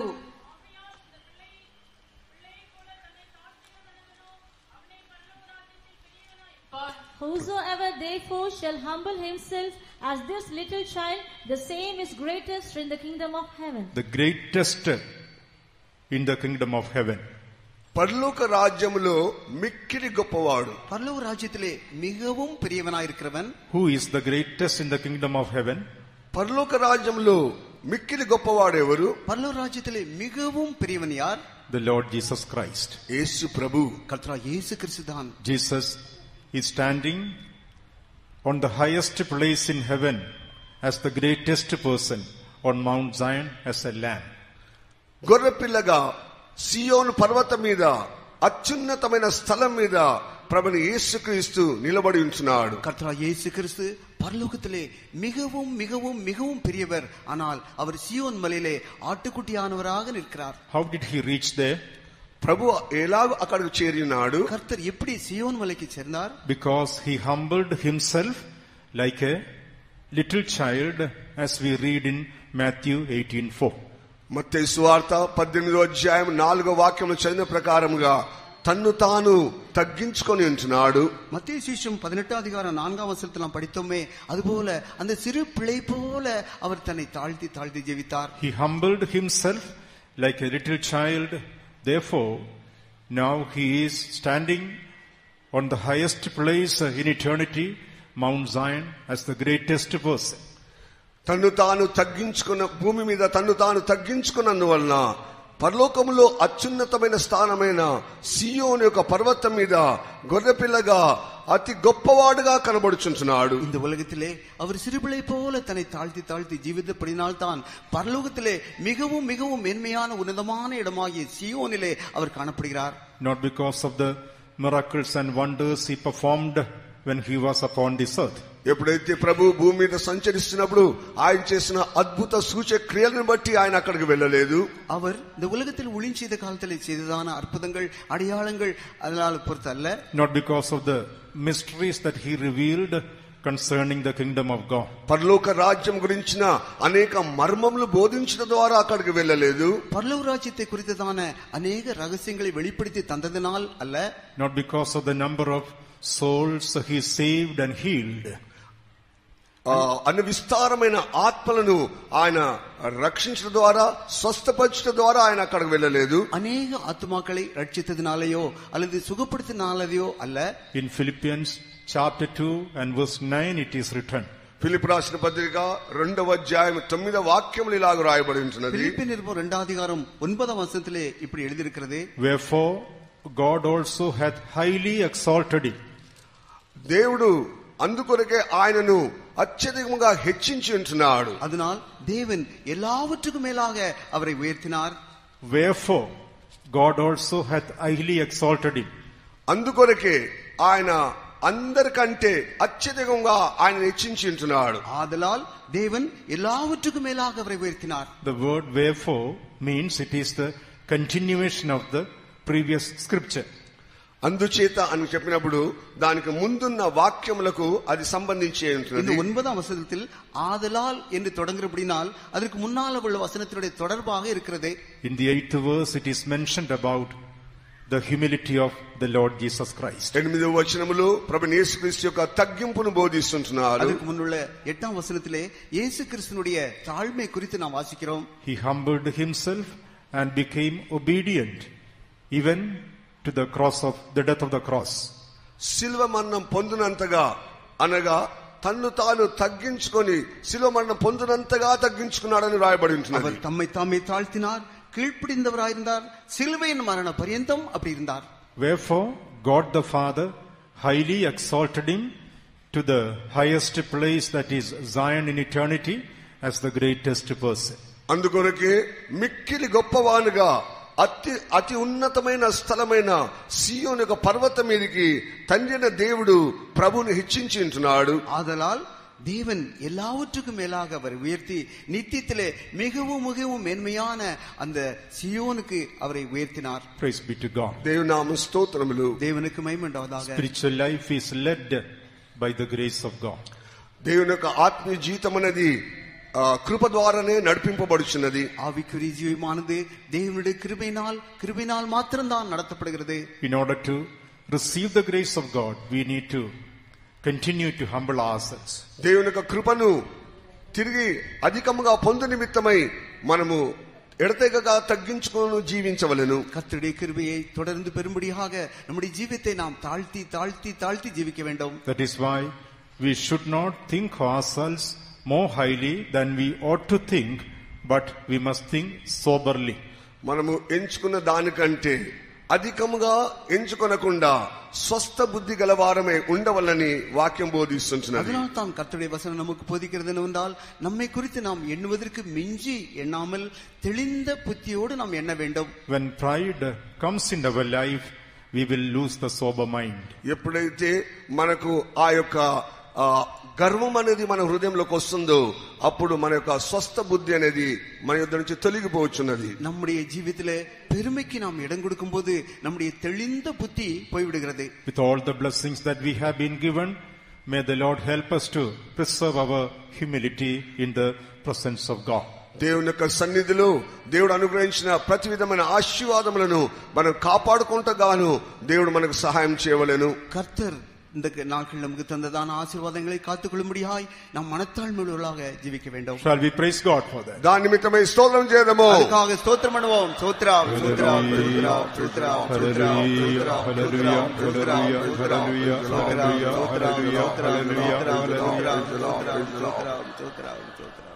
Another meaning of sobriety, నిబ్బర బుద్ధికి ఇంకొక అర్థం ఏమనగా தெளிந்த புத்தி என்று சொல்லும்போது இன்னொரு அர்த்தம் in 1 Timothy chapter 2, మొదటి తిమోతి 2వ అధ్యాయము 1 தீமோத்தேயு 2వ அதிகாரம் in verse 9, sobriety is given as an adornment of our spiritual life. మొదటి తిమోతి 2వ అధ్యాయము 9వ వాక్యంలో రాయబడ్డది, ఆ యొక్క స్వస్థ బుద్ధి అనేది మన యొక్క జీవితంలో ఒక అలంకారంగా కనబడుచుంటున్నది. 1 தீமோத்தேயு 2వ அதிகாரம் 9వ வசனத்திலே இந்த மனத்தாழ்மை என்று சொல்லும்போது அது ஒரு வஸ்திரமாக அங்கே சொல்லப்பட்டிருக்கிறது. It is an adornment of our spiritual man, inner man. మన యొక్క అంతరంగ పురుషుల్లో మనము ధరించుకుంటున్న ఒక అలంకారమును బోధిస్తున్నది. நம்முடைய உள்ளான மனுஷனை நாம் அலங்கரிக்கிற விஷயத்தை குறித்து அது சொல்லி இருக்கிறது. 1 Timothy chapter 2 and verse 9. మొదటి తిమోతి 2వ అధ్యాయము 9వ వాక్యం. 1 தீமோத்தேயு 2వ அதிகாரம் 9వ వచనం. మరియు స్త్రీలను అణుకువయు స్వస్థ బుద్ధియు గలవారయుండి తగుమాత్రపు వస్త్రముల చేతనే గాని జడలతోనైనను బంగారముతోనైనను ముత్యములతోనైనను మిగుల వెలగల వస్త్రములతోనైనను అలంకరించుకొనక. ஸ்திரீகளும் மயிரை பின்னங்களினாலாவது பொன்னினாலாவது முத்துகளினாலாவது விலையேற பெற்ற வஸ்திரத்தினாலாவது தங்களை அலங்கரியாமல் தகுதியான வஸ்திரத்தினாலும் தெளிந்த புத்தியினாலும் தேவ பக்தியுள்ளவர்கள் என்று ஏற்றபடியே நற்கரினாலும் தங்களை அலங்கரிக்க வேண்டும். Here we read, sobriety is an adornment of our inner man. మన అంతరంగ పురుషుల్లో అలంకరించబడుచున్న విషయమే ఒక స్వస్థ బుద్ధిని బోధిస్తున్నది. தெளிந்த புத்தி என்று சொன்னால் நம்முடைய உள்ளான மனுஷனை அலங்கரித்துக் கொள்ள வேண்டியதான வஸ்திரத்தை குறித்து வாசிக்கிறோம். Not to adorn ourselves with broidered hair, gold, pearls or costly array. మన యొక్క జీవితంలో విలువైన వస్త్రము చేతనను జడుల చేతను బంగారము చేతనను మనం అలంకరించుకొనకుండా மயிரை பின்னுதலினாலாவது பொன்னினாலாவது முத்துக்களினாலாவது வெளியேறப்பட்ட வஸ்திரங்களாலாவது அலங்கரிக்காமல். Today we see that people are mad after the fashions of this world. ఈ దినములో మనం చూసినట్లయితే ఈ లోకం యొక్క అలంకారం విషయంలో మనుషులు ఒక వెర్రివారిగా మార్చబడుచున్నారు. இந்த உலகத்திலே பார்க்கிறோம், உலக ஜனங்கள் தங்களை அலங்கரித்துக் கொள்வதற்கு பைத்தியக்காரர்களைப் போல அலைகிறார்கள். Man is not satisfied with the fashion that he invents today. ఈ దినములో ఉంటున్న ఆ యొక్క నవనాగరికంగా అలంకరించుకున్న అలంకారంతో వారు తృప్తి పొందడం లేదు. இந்த நாட்களிலே அவன் கண்டுபிடிக்கிறதான ஒவ்வொரு ஃபேஷனும் அலங்கரிப்பும் அவனுக்கு திருப்தியா இருக்கிறதில்லை. That is why today's fashion is tomorrow's out of fashion. అందుకొరకే ఈ దినములో ఉన్న ఒక అలంకారం అనేది అది వెనుకబడిపోయిన లేకుండా పాత అలంకారంగా మార్చబడుచున్నది. அதனால் தான் இன்றைக்கு இருக்கிறதான ஃபேஷன் அந்த நவநாகரிக தன்மை நாளைக்கு பழையதாய் போய் விடுகிறது. Today's fashion is tomorrow's out of fashion. ఈ దినములో ఉన్న ఆ యొక్క ఫ్యాషన్ అలంకారం అనేది రేపటి దినమున అది పాతగా మార్చబడుచున్నది. இன்றைக்கு இருக்கிற அலங்காரம் ஃபேஷன் நாளைக்கு இல்லாமல் போய் விடுகிறது. That is what we read in the word of God also. అందుకొరకే వేద గ్రంథములో మనం చదువుతుంటున్నాము. అதைத்தான் పరిశుద్ధ వేదాగమத்திலும் కూడా நாம் వాసిக்கிறோம். In 1 Corinthians chapter 7. మొదటి కొరింథీ 7వ అధ్యాయము 1 కొరింథీయుల 7వ అధ్యాయం and verse 31 it is written. 31వ వాక్యంలో ఇలాగ రాయబడి ఉంటున్నది. 31వ వచనத்தில் இப்படி எழுதியிருக்கிறது. The fashion of this world passeth away. ఈ లోకం యొక్క నటన అనేది గతించిపోచున్నది. இந்த உலகத்தின் வேஷம் கடந்து போகிறதே. The fashion of this world passeth away.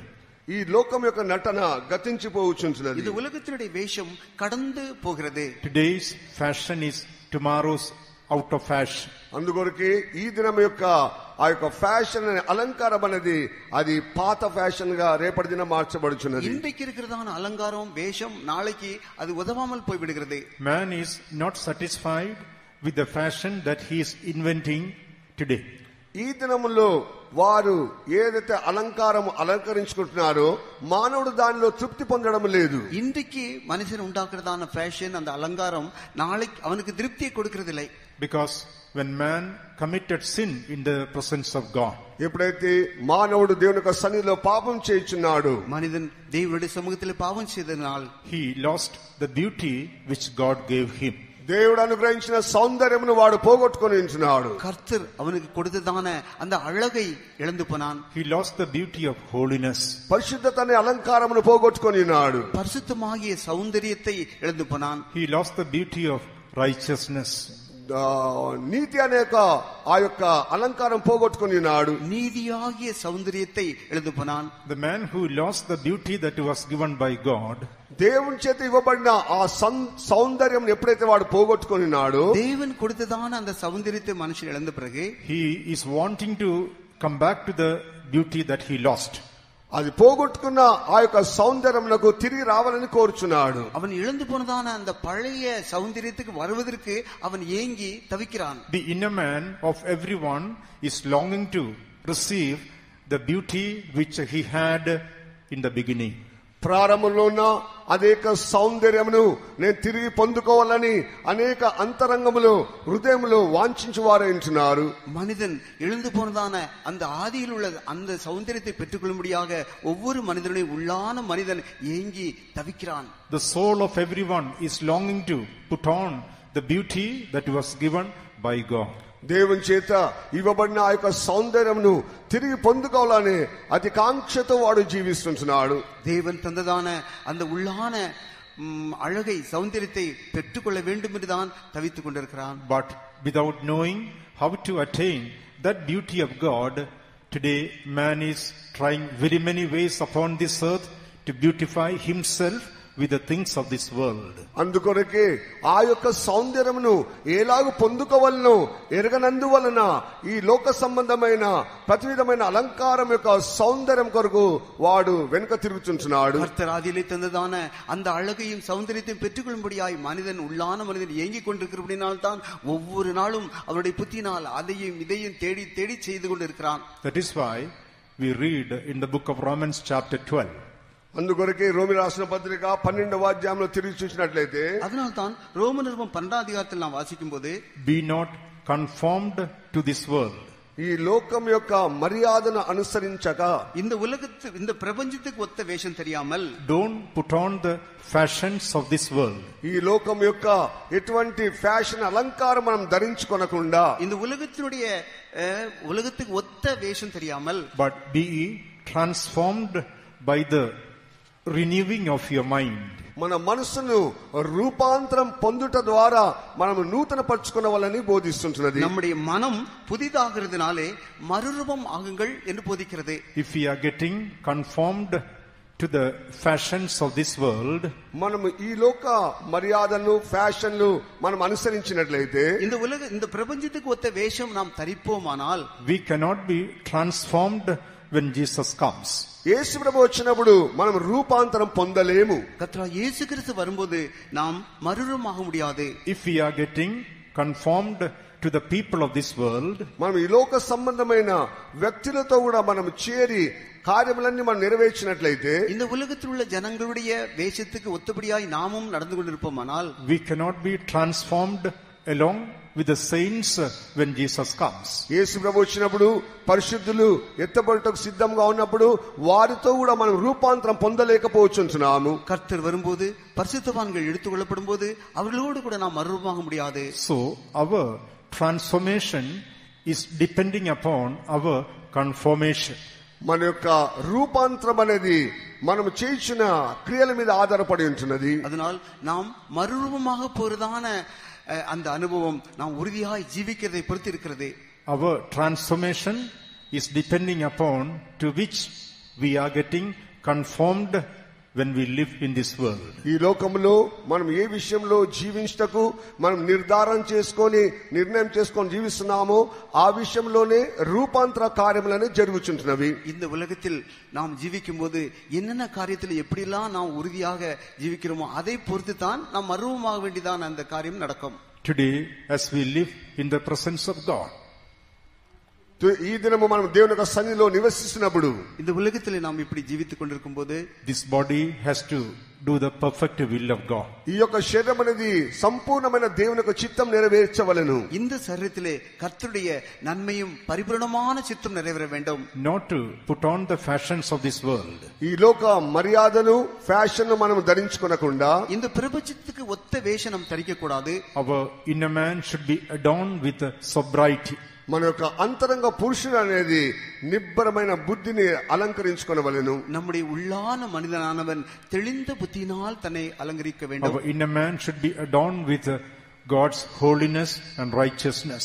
దేవుని యొక్క పరిశుద్ధతను దేవుని యొక్క నీతిని మన యొక్క అంతరంగ పురుషుడు ధరించుకొనవలెను. நம்முடைய உள்ளான மனுஷன் கர்த்தருடைய பரிசுத்தத்தை தரித்துக்கொள்ள வேண்டும். That is why the Bible says, present your body a living sacrifice. అందుకొరకు వేదగ్రంథం చెప్తున్నది మీ యొక్క శరీరం అనేది సజీవ యాగంగా దేవునికి సమర్పించుకొనవలెను. அதனால் தான் பரிசுத்த வேதாகமம் நமக்கு படிப்பாட்டுகிறது, உங்களுடைய சரீரத்தை நீங்கள் கர்த்தருக்கு பிரியமான ஜீவபலியாய் ஒப்புக்கொடுங்கள். This body has been redeemed by the precious blood of the Lord Jesus Christ.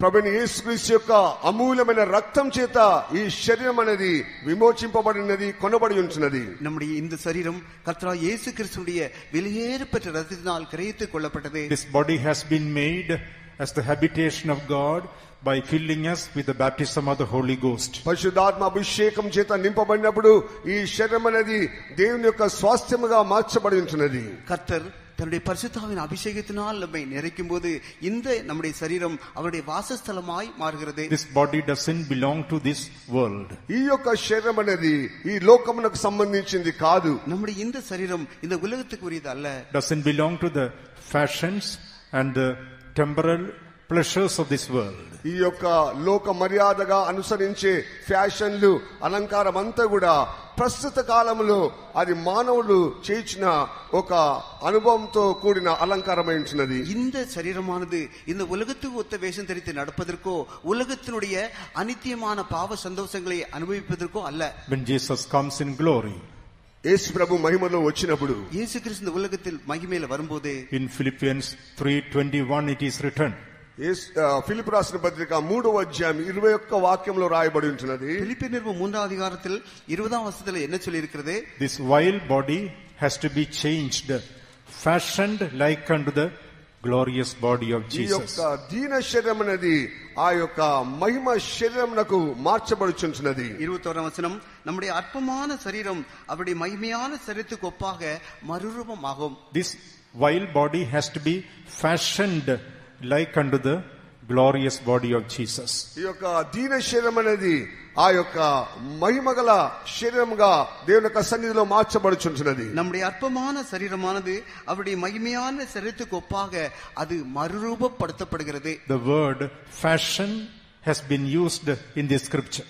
ఈ యొక్క వాక్య భాగములో ఆ యొక్క ఫ్యాషన్ అలంకారం అని రాయబడి ఉంటున్నది. இங்கே இந்த வசனத்திலே ஃபேஷன் இல்லாவிட்டால் அலங்காரம் வேஷம் என்று எழுதியிருக்கிறது. Today, if we give our bodies to the fashions of this world, ఈ దినముల్లో మనము ఈ లోక సంబంధమైన అలంకారముతో మనం అలంకరించుకున్నట్లయితే, நம்முடைய சரீரத்தை இந்த உலகத்தினுடைய நடைமுறை பாவனைகளுக்கு நாம் ஒப்பு கொடுத்தால், when Jesus comes, this body cannot put on the fashion of the Lord Jesus Christ's body. అయితే యేసు ప్రభు వచ్చినప్పుడు మనము మన యొక్క దీన శరీరం అనేది రూపాంతరం పొంది మహిమ శరీరంగా మార్చబడలేకపోవచ్చున్నది. கர்த்தர் வரும்போது நம்முடைய சரீரமானது அவரை சந்திப்பதற்கு அந்த மறுரூபமாகிறதான அனுபவத்தில் அது வராது. Today, we need to adorn our inner man with sobriety and holiness. అందుకొరకే ఈ దినముల్లో మన యొక్క అంతరంగ పురుషుల్లో మనము నిబ్బరమైన బుద్ధి కలిగి పరిశుద్ధతను మనము అలంకరించుకొనవలెను. அதனால் இந்நாட்களிலே நம்முடைய உள்ளான மனிதனை நாம் தெளிந்த புத்தினாலும் பரிசுத்தத்தினாலும் அலங்கரிக்க வேண்டும். We need to adorn our inner man with a sobriety and God's righteousness. మన యొక్క అంతరంగములో మనము నిబ్బరమైన బుద్ధి, దేవుని యొక్క నీతిని మనం ధరించుకొనవలెను. நம்முடைய உள்ளான மனுஷனில் நம்முடைய தெளிந்த புத்தியையும் கர்த்தருடைய நீதியையும் நாம் தரித்துக் கொள்ள வேண்டும். If it is so, when Jesus comes, this body will be fashioned like unto the glorious body of the Lord Jesus Christ by the Holy Spirit of God. అప్పుడే గాని పరిశుద్ధాత్మ ద్వారా మన యొక్క దీన శరీరం అనేది రూపాంతరపరచబడి మహిమ శరీరంగా మార్చబడుచున్నది. அப்படியானால் கர்த்தருடைய வருகையிலே நம்முடைய அற்பமான இந்த சரீரம் அவருடைய மகிமையான சரீரத்துக்கு ஒப்பாக அது மறுரூபப்படுத்தப்படுகிறது. That is why we need to be sober in our life. అందుకొరకే మనకు నిబ్బరమైన బుద్ధి అవసరమైంటున్నది. அதற்காகத்தான் எப்போதும் தெளிந்த புத்தி நமக்கு வேண்டும். So, people who are going after worldly fashions and vanity, they will be easily devoured by the devil who is walking around like a roaring lion. అందుకొరకే ఈ లోకములో ఎవరైతే లోక మర్యాదను అనుసరించి లోకం యొక్క అలంకారములు ఫ్యాషన్ అన్ని కూడా వెంబడి వెళ్తున్నప్పుడు సాతాను గర్జించు సింహం వలె ఎవరిని మింగుదమా అని తిరుగుచున్నాడే, వాడు అతి సులభంగా వారిని మింగివేస్తుంటున్నాడు. அதனால் உலகத்தினுடைய வேஷத்தையும் லௌகீக மோகத்தையும் பின்பற்றி போவார்களானால் அப்படிப்பட்ட ஜனங்களை பிசாசு எளிதாக விழுங்கிவிடுவாங்க. May God help us to surrender our body every day to do the will of God.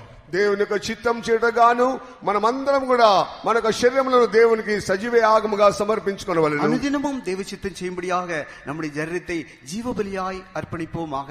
That whenever Jesus comes, this body will be fashioned like unto the glory of body of Jesus. అప్పుడే గాని మన యొక్క దీన శరీరం అనేది రూపాంతరపరచబడి యేసు యొక్క ఆ యొక్క మహిమ శరీరంగా మార్చబడుచున్నది. அப்படியானால் கர்த்தராகிய இயேசு வெளிப்படும் போது நம்முடைய அற்பமான இந்த சரீரம் அவருடைய மகிமையான சரீரத்துக்கு ஒப்பாக மறுரூபம் செய்யப்படும். God may help us to be sober in these areas. Shall we praise God for ఈ that? యొక్క స్థితిలో ఈ యొక్క ప్రాంతంలో దేవుడు మనల్ని నిబ్బరమైన బుద్ధి గలవారుగా మార్చినట్లుగా మనమందరం స్తోత్రం చేద్దాము. స్తోత్రం స్తోత్రం స్తోత్రం స్తోత్రం స్తోత్రం స్తోత్రం స్తోత్రం స్తోత్రం స్తోత్రం స్తోత్రం స్తోత్రం In order to escape from the mouth of the roaring lion, the devil, సాతానుడనే గర్జించు సింహం వలె ఎవని మింగుదమా అని తిరుగుచున్న వాని నోటిలో నుంచి మనం తప్పించుకొనవల్లంటే, பிசாசாகிய இந்த கெர்ச்சிக்கிற சிங்கத்தினுடைய வாயிலிருந்து தப்பித்துக் கொள்ளும்படியாக the second thing that we have to do is to be vigilant in our spiritual life. రెండో కార్యం ఏమనగా మన యొక్క జీవితంలో మనము మెలకువ కలిగి ఉండవలెను. நம்முடைய ஜீவித்தில் நாம் செய்ய வேண்டிய இரண்டாவது காரியம் என்னவென்றால் நாம் விழிப்பு உணர்வுள்ளவர்களாக இருக்க வேண்டும். A life of vigilance. మెలకువ జీవితం, அது ஒரு விழிப்பு உணர்வோடு உள்ள ஒரு ஜீவியம். Vigilance speak about our prayer life. మన మెలకువ జీవితం అనేది మన ప్రార్థన జీవితము చూపిస్తుంటుంది. நம்முடைய விழிப்பு உணர்வுள்ள ஜீவியம் என்று சொன்னால் ஜெப ஜீவியத்தை காட்டுகிறது. We need to be vigilant in the presence of God. దేవుని యొక్క సన్నిధిలో మన మెలకువ కలిగి ఉండవలెను. தேவ சமூகத்தில் நாம் விழிப்புள்ளவர்களாக இருக்க வேண்டும். When Jesus was upon this earth, యేసు ప్రభు ఈ భూమి మీద సంచరిస్తున్నప్పుడు, கர்த்தர் இயேசு கிறிஸ்து இந்த உலகத்தில் சஞ்சரித்த காலத்தில் we find that his life had always the backup of prayer life. యేసు ప్రభు తన యొక్క జీవితం అనేది ఒక వెన్నెముక వలె తన యొక్క జీవితంలో ఒక ప్రార్థన జీవితం కలిగిన వాడై ఉంటున్నాడు. அவருடைய ஜீவ காலம் முழுவதும் எப்போதும் ஜெபத்தால் நிறையப்பட்டிருந்தது. In the daytime, he used to teach in the synagogues. ఆయన ఆ యొక్క మందిరములలోనికి వెళ్లి పగలంతా కూడా సువార్తను ప్రకటించేవాడు. அவர் பகல் காலம் முழுவதும் ஜெப ஆலயத்தில் போய் உபதேசிப்பார். The nights he used to go up into the mountains in order to abide in the presence of the Father in prayers. రాత్రి వేళ ఆ యొక్క కొండ మీదకి వెళ్లి తండ్రితో కూడా తండ్రి సన్నిధిలో కూర్చొని ప్రార్థనలో గడుపుచుండేవాడు. ராத்திரி நேரத்திலே அவர் மலைகளுக்கு போய் அங்கே பிதாவின் சன்னிதானத்தில் ஜெபத்தில் செலவிடுவார். Vigilance speak about our prayer life. మెలకువ జీవితం అనేది మన ప్రార్థన జీవితం చూపిస్తున్నది. விழிப்பு உணர்வு என்று சொல்லும்போது அது ஜெப ஜீவியத்தை காட்டுகிறது. When he was reaching towards the end of his life and ministry, ఎప్పుడైతే ఆ యొక్క ప్రభు జీవితం అనేది ముగింపులో మనం చూసినప్పుడు, he took Peter, John and James to the garden called Gethsemane. Gethsemane యొక్క తోటలున్న ఆ యొక్క తోటలోనికి పేతురు, యోహాను, యాకోబులను యేసు ప్రభు తీసుకొని వెళ్ళి ఉన్నాడు. அவருடைய ஊழியத்தினுடைய கடைசி மணி நேரங்களில் அவர் தன்னோடு கூட சீஷர்களை பேதுரு, யோவானை, யாக்கோபையும் கூட்டிக் கொண்டு போனார். He told them to be vigilant. మెలకువ కలిగి ఉండుడి అని చెప్పి ఉన్నాడు. அவர்களுக்கு சொன்னார், நீங்கள் விழித்திருங்கள், Watch and pray.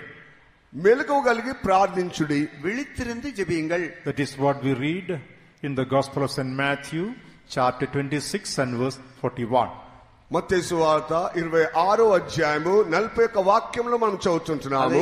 మత్తయి సువిశేషం 26వ అధ్యాయం 41వ వచనத்தில் వాసిக்கிறோம். Watch and pray that ye enter not into temptations. మీరు శోధనలో ప్రవేశించకుండానట్లుగా మీరు మెలకువ కలిగి ప్రార్థించుడి. நீங்கள் சோதனைக்குட்படாதபடிக்கு விழித்திருந்து ஜெபம் பண்ணுங்கள். Watch and pray that ye enter not into temptation. శోధనలో ప్రవేశించకుండానట్లుగా మీరు మెలకువ కలిగి ప్రార్థించుడి. விழித்திருந்து ஜெபம் பண்ணுங்கள், அப்பொழுது நீங்கள் சோதனைக்குட்பட மாட்டீர்கள். Praise be to God. దేవుని నామ స్తోత్రములు. தேவனுக்கு மகிமை உண்டாவதாக. There are trials and temptations. మనకు శోధన పరీక్షలు ఉంటున్నవి, சோதனைகள் பரீட்சைகள் இருக்கிறது. But we shouldn't be defeated in our temptations. అయితే మన యొక్క పరీక్షల్లో మనం అపజయం పొందకూడదు. நம்முடைய சோதனைகளிலே நாம் தோற்கடிக்கப்பட்டு விடக்கூடாது. Jesus told them to watch and pray. అందుకొరకు యేసు ప్రభు చెప్తున్నాడు, మెలకువ కలిగి ప్రార్థించుడి. அதனால் தான் இயேசு சொன்னார், விழித்திருந்து ஜெபம் பண்ணுங்கள். And he went ahead of them and started to pray in the presence of the Father. తండ్రి యొక్క సన్నిధిలో వారు ఎదురుగానే వెళ్లి ప్రార్థన చేయుచున్నాడు. இப்படி சொல்லிவிட்டு அவர் தூரமாய் போய் பிதாவின் சந்நிதியில் ஜெபிக்க ஆரம்பித்தார். When he was praying in the presence of the Father, తండ్రి యొక్క సన్నిధిలో ప్రార్థిస్తున్నప్పుడు, அவர் பிதாவின் சமூகத்திலே ஜெபித்த போது, in the Gospel of St. Luke, chapter 22, we read, లూకాసు వార్త 22వ అధ్యాయంలో మనం చదువుతున్నాము. லூக்கா சுவிசேஷம் 22వ అధ్యాయంలో நாம் பார்க்கிறோம். an angel appeared unto him from heaven, and he was strengthened by that angel. ఆ యొక్క దేవదూత అనేది పరలోకం నుంచి దిగి వచ్చి యేసు ప్రభును బలపరిచినట్లుగా మనం చూస్తున్నాం. வானத்திலிருந்து ஒரு தேவதூதன் தோன்றி அவரை பலப்படுத்தினதாக நாம் வாசிக்கிறோம். That is what we read in Luke 22 and verse 43.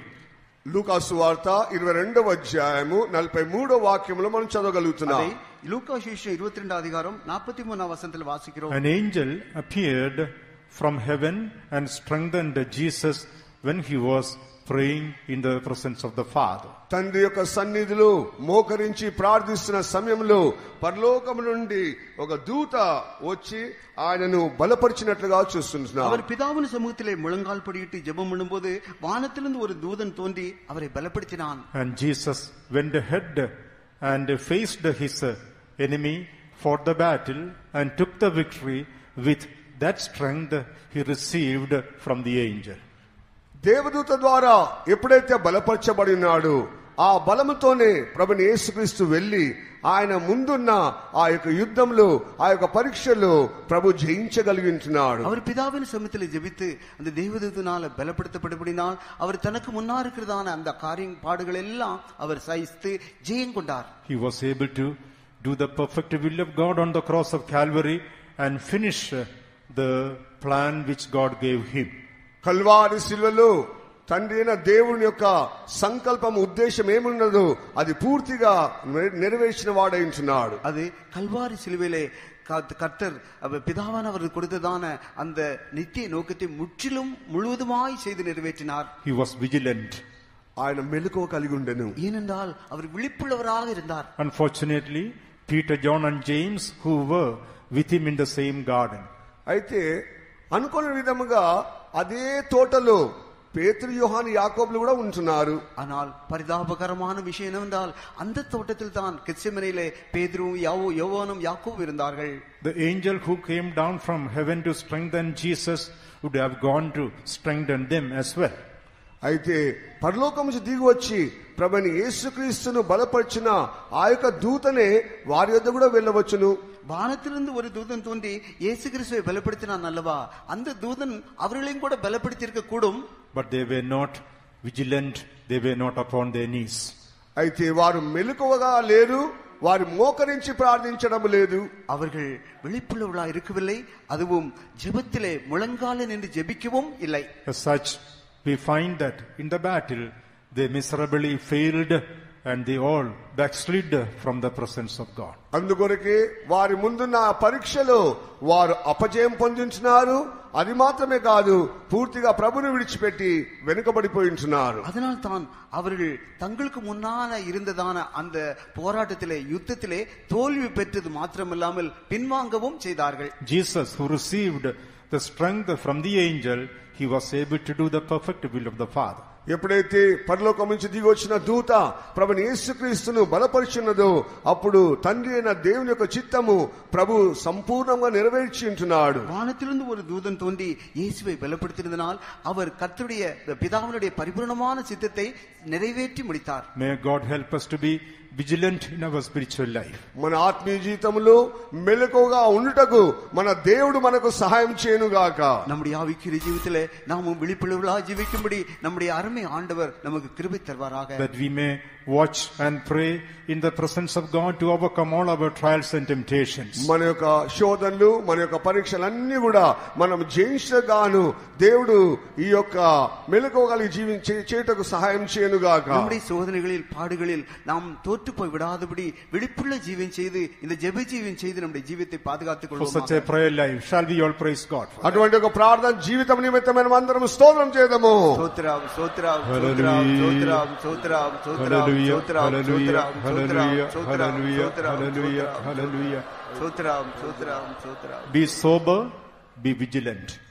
నిబ్బరమైన బుద్ధి కలిగి మెలకువగా ఉండుడి. தெளிந்த புத்தி உள்ளவர்களாக இருந்து விழித்திருங்கள். The devil is roaming about like a roaring lion, seeking whom he may devour.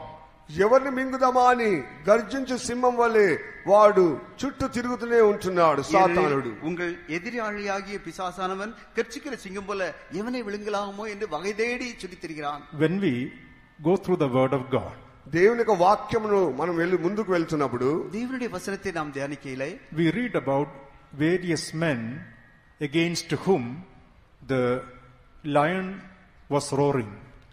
కొంతమంది వ్యక్తులు ఆ యొక్క గర్జించే సింహంనకు విరోధంగా నిలబడి ఉంటున్నారు. சில மனிதர்களுடைய ஜீவியத்தில் இந்த பிசாசானவன் கர்ச்சிக்கிற சிங்கமாக அவர்களை தாக்குகிறது நாம் பார்க்கிறோம். We read about various men of God against whom devils were roaring.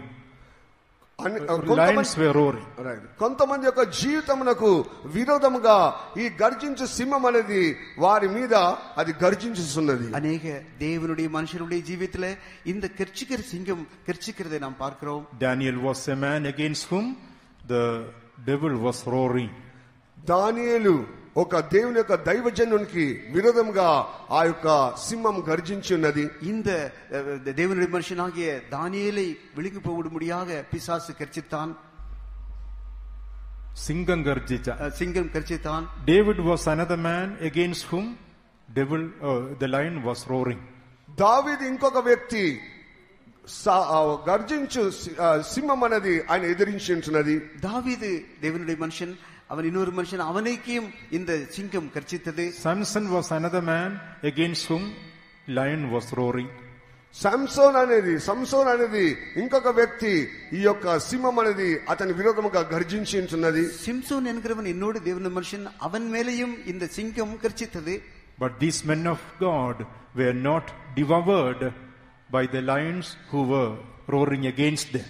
మరి ఈ దేవుని యొక్క వ్యక్తులనే వారు గర్జించే సింహం అనేది వారిని మింగలేదు, కానీ వారే ఆ యొక్క గర్జించే సింహమును వారు జయించుంటున్నారు. ஆனால் இந்த கர்ச்சிக்கிற சிங்கம் இந்த தேவனுடைய மனுஷர்களை விளங்கவில்லை, அவர்கள் சிங்கத்தை ஜெயித்தார்கள். They all were able to escape from the mouth of the roaring lion.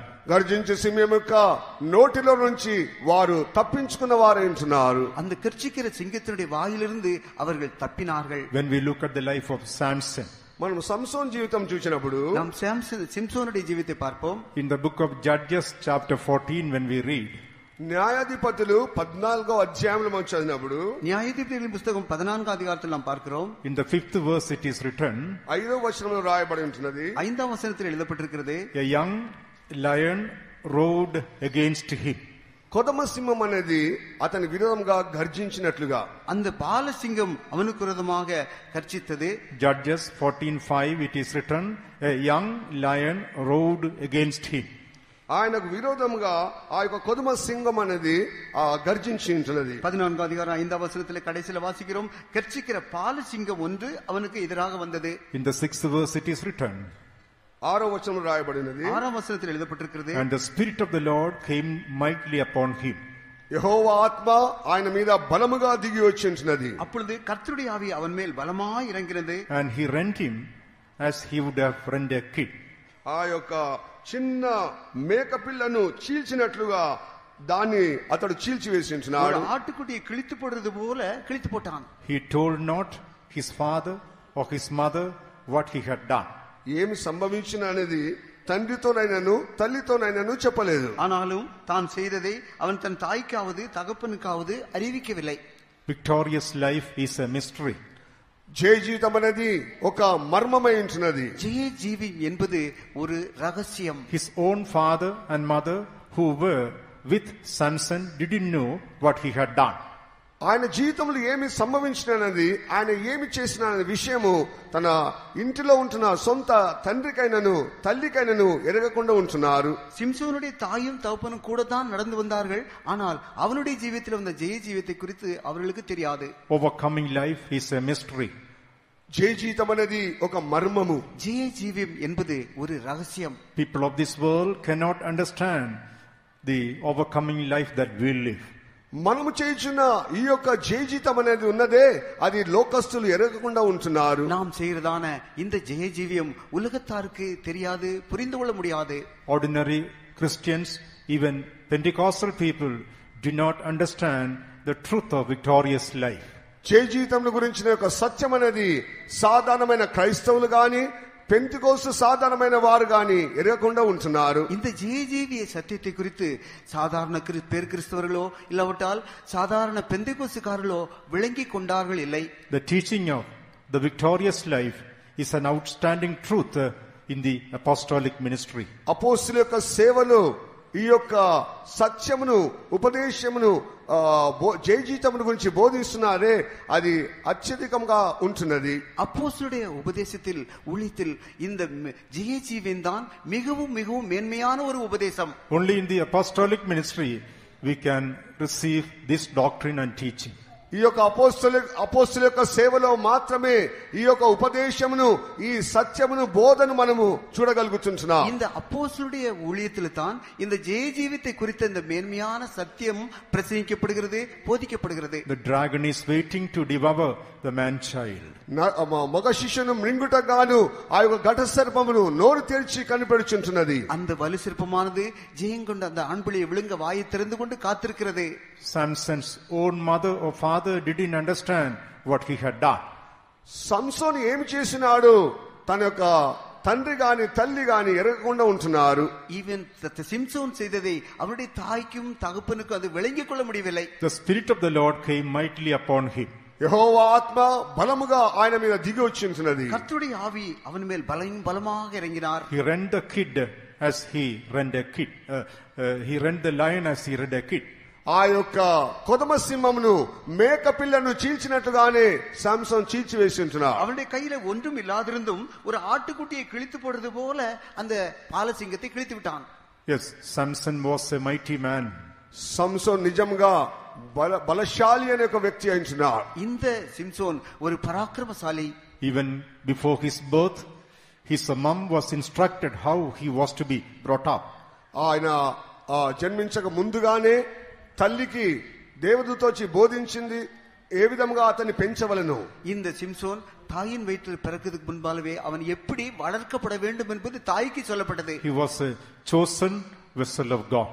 దేవుని చేత ఏర్పరచబడిన ఒక పాత్ర అయినాడు. அவன் தேவனால் தெரிந்து கொள்ளப்பட்ட ஒரு பாத்திரமா இருந்தான். Beloved ones, we have been chosen even before the foundation of the world. అందుకొరకే జగత్ పునాది వేయబడక ముందే ప్రియమైన వారలారా మనమందరం కూడా దేవుని చేత ఏర్పరచబడి ఉంటున్నాము. அப்படித்தான் பிரியமானவர்களே நாமும் கூட உலக தோற்றத்துக்கு முன்பாகவே இயேசு கிறிஸ்துவுக்குள்ளாய் தெரிந்து கொள்ளப்பட்டோம். We have not come to this life by chance or by accident.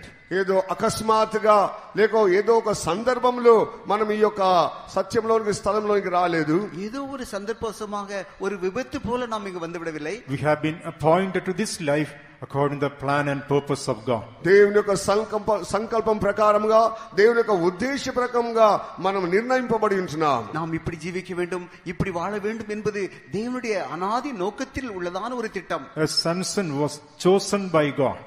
ఈ సంసోను దేవుని చేత ఏర్పరచబడిన వ్యక్తి. இந்த சிம்சோன் தேவனால தெரிந்து கொள்ளப்பட்டவன். We have been chosen for this victorious life. ఈ జయ జీవితం నిమిత్తమే మనం కూడా ఏర్పరచబడి ఉంటున్నాం. நாமும் ஜெய ஜீவித்திற்காக தெரிந்து கொள்ளப்பட்டிருக்கிறோம். We need to be faithful in the calling which God has given us. దేవుడు మనకి ఇచ్చిన ఈ పిలుపులో మనం నమ్మకస్తులుగా జీవించవలెను. కర్త நமக்கு தந்த இந்த அழைப்பிலே நாம் உண்மை உள்ளவர்களாக ஜீவிக்க வேண்டும். The spirit of the Lord came mightily upon Samson. యెహోవా ఆత్మ అనేది సంసోన్ మీద బలముగా దిగి ఉంటున్నది. కర్తరుடைய ఆవియానவர் బలమాய் அவன் மேல் இறங்கினார். Later we find he was not faithful because of the lust of flesh that he had. చివరికి తర్వాత జీవితం చూసినప్పుడు శాంసన్ యొక్క జీవితంలో ఉన్న శరీరం యొక్క అభిలాష యొక్క ఇచ్చను బట్టి అతడు నమ్మకస్తుడుగా లేకుండా పోయింటున్నాడు. శరీర ఇచ్చைகளை ஜெயிக்க கூடாதவனாய் அவருடைய கடைசி நாட்களிலே அவன் உண்மையாய் இருக்க முடியாமல் போனான். To tell in short, he had 3 girlfriends in his life. క్లుప్తంగా చెప్పాలంటే ఆయనకు 3 ఆ యొక్క ఆడపిల్లల స్నేహం ఉన్నట్లుగా చూస్తుంటున్నాం. சுருக்கமாய் சொல்லப்போனால் 3 గర్ల్ ఫ్రెండ్స్ பெண் பிள்ளைகளுடைய சிநேகம் இருந்தது. His life was totally defeated because of the 3 girlfriends he went after. ఆయన యొక్క జీవితంలో వెళ్ళిన ఆ యొక్క 3 గర్ల్ ఫ్రెండ్స్ అనగా ఆ యొక్క ఆడపిల్లల యొక్క స్నేహం ద్వారా తన జీవితంలో అపజయం పొందించున్నాడు. அவன் தன்னுடைய ஜீவித்திலே அந்த 3 பெண் பிள்ளைகளுடைய சிநேகத்தை வர இடம் கொடுத்தபடினால் அவன் ஜீவம் அழிந்து போனது. That is why in our church we don't encourage the girlfriends and the boyfriends business.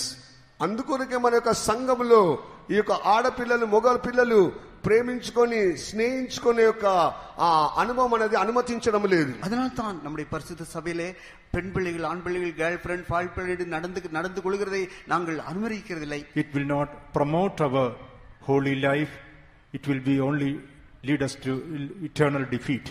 ఎప్పుడైతే మనము అలాంటి జీవితం చేసినట్లయితే మనము ఆ యొక్క పరిశుద్ధ జీవితంలో మనము అపజయం పొందిన వారంగా కనబడుచుంటున్నాం. இப்படிப்பட்ட காரியங்களுக்கு நாம் இடம் கொடுப்போமானால் நம்முடைய பரிசுத்த ஜீவியத்திற்கு ஒரு பெரிய தோல்வி உண்டாகும். We need to be faithful in the calling which God has given us. దేవుడు మనకి ఇచ్చిన పిలుపులో మనం నమ్మకస్తులుగా జీవించవలెను. கர்த்தர் நமக்கு தந்த அழைப்பிலே நாம் உண்மையுள்ளவர்களாக இருக்க வேண்டும். If it is so, when we are faced with a roaring lion who is devil, అలాగైనట్లయితే మనము ఈ గర్జించు సింహమును మనము ఎదిరించగలుగుతున్నాం. இப்படிப்பட்ட சமயத்திலே இந்த கெர்ச்சிக்கிற சிங்கமாகிய பிசாசை நாம் எதிர்கொள்ளும் போது the Holy Spirit will come upon us and we will be able to overcome him.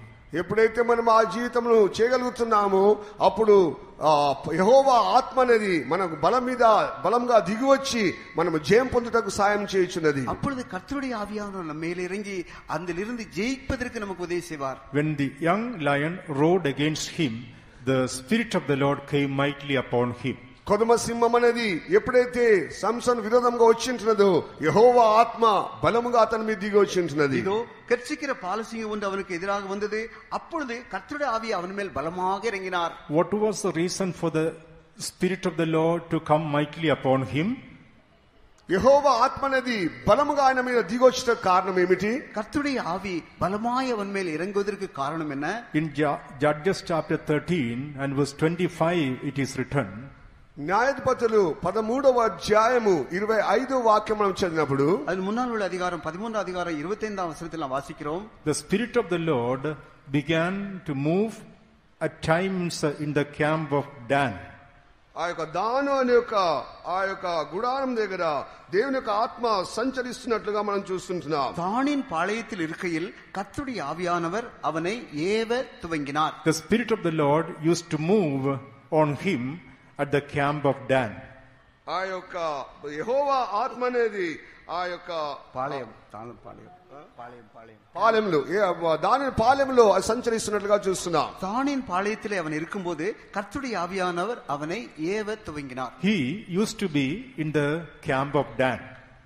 దాను అనే ఆ యొక్క ప్రాకారములో అది ఆత్మ సంచరిస్తున్నది. அவன் தான் என்கிறதான பாளையத்திலே இருந்தான்.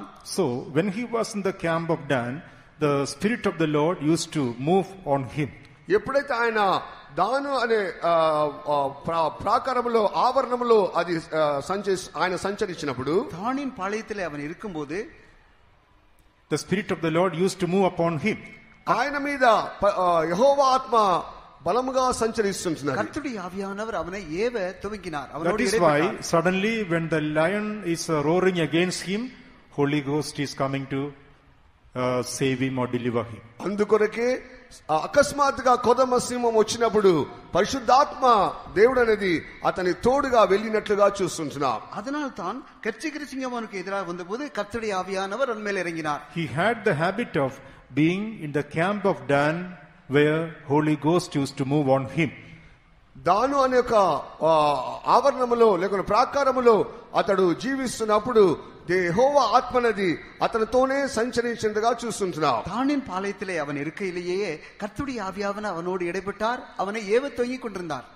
Even so in our spiritual life, మన యొక్క జీవితంలో కూడా அப்படித்தான் நம்முடைய జీవితంలో if the Holy Ghost is to move upon us when we are faced with the roaring lions, గర్జించే సింహం వలె ఎప్పుడైతే సాతాను మన ఎదురుగా వస్తుంటున్నాడో యెహోవా ఆత్మనది మనల్ని రేపుతుంటున్నది, ప్రేరేపిస్తుంటున్నది. கர்த்தருடைய ஆவியானவர் நம்ம ஏவிக்கொண்டு நம்மோடு கூட அவர் அசைவாடி கொண்டு இருக்கும்போது இந்த கெர்ச்சிக்கிற சிங்கம் வந்தால் when the roaring lion comes against us, if the Spirit of the Lord is to descend upon us and to give us victory, we should have the habit of being in the camp of Dan.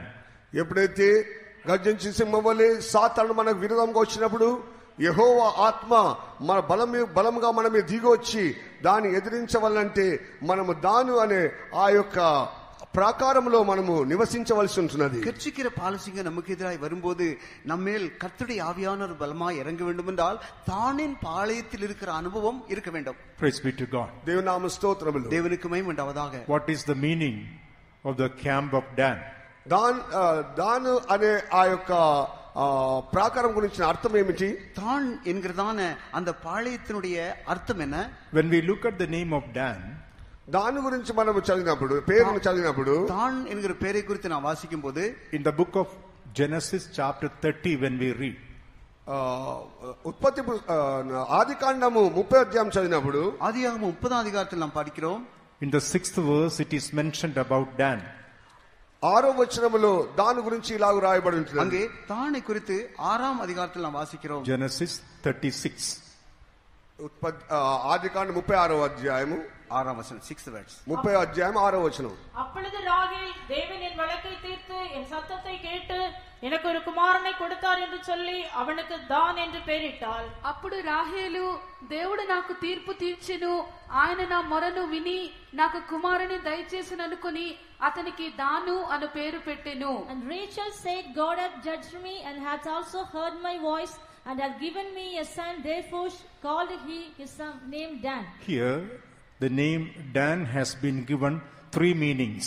ఇక్కడ దాను అనే పేరుకు 3 అర్థములు ఉంటున్నవి. இந்த வசனத்தில் நாம் பார்க்கிறோம் தான் என்கிற பேருக்கு 3 அர்த்தங்கள் இருக்கிறது. First of all, God hath judged me. మొట్టమొదట దాను అన్నప్పుడు అది తీర్పు తీర్చే విషయంలో చెప్పబడుచున్నది. முதலாவது கர்த்தரினுடைய வழக்கை தீர்த்தார். Kartar enne nyayam visaritar. கர்த்தர் என்னை நியாயம் விசாரித்தார். God has judged me. దేవుడు నాకు న్యాయం తీర్చెను. கர்த்தர் எனக்கு நியாயம் விசாரித்தார். Secondly, he hath also heard my voice. రెండవది ఆయన నా యొక్క మొరను వినెను. இரண்டாவது என்னுடைய சத்தத்தை அவர் கேட்டார்.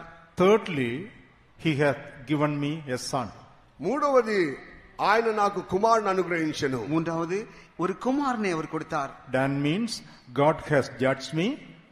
దాను అన్నప్పుడు దేవుడు నాకు న్యాయం తీర్చెను. தான் என்று சொல்லும்போது கர்த்தர் எனக்கு நியாயம் செய்தார். He has heard my voice.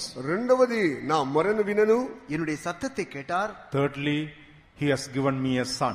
మూడవది ఆయన నాకు కుమారుని అనుగ్రహించెను. மூன்றாவது அவர் எனக்கு ஒரு குமாரனை தந்தார். Praise be to God. దేవునామ స్తోత్రములు. தேவனுக்கு மகிமை உண்டாவதாக. What does it show in our spiritual life? మన ఆత్మీయ జీవితంలో దేన్ని మనం పోల్చి చూడగలము? நம்முடைய ஆவிக்குரிய ஜீவிதத்தில் என்ன அர்த்தத்தை கொடுக்கிறது?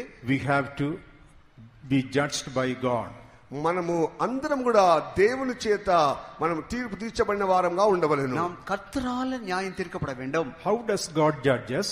దేవుడు ఎలాగో మనం న్యాయం తీరుస్తున్నాడు? கர்த்தர் எப்படி நமக்கு நியாயம் செய்கிறார்? God has filled us with the Holy Spirit that we may discern ourselves by the Spirit of God.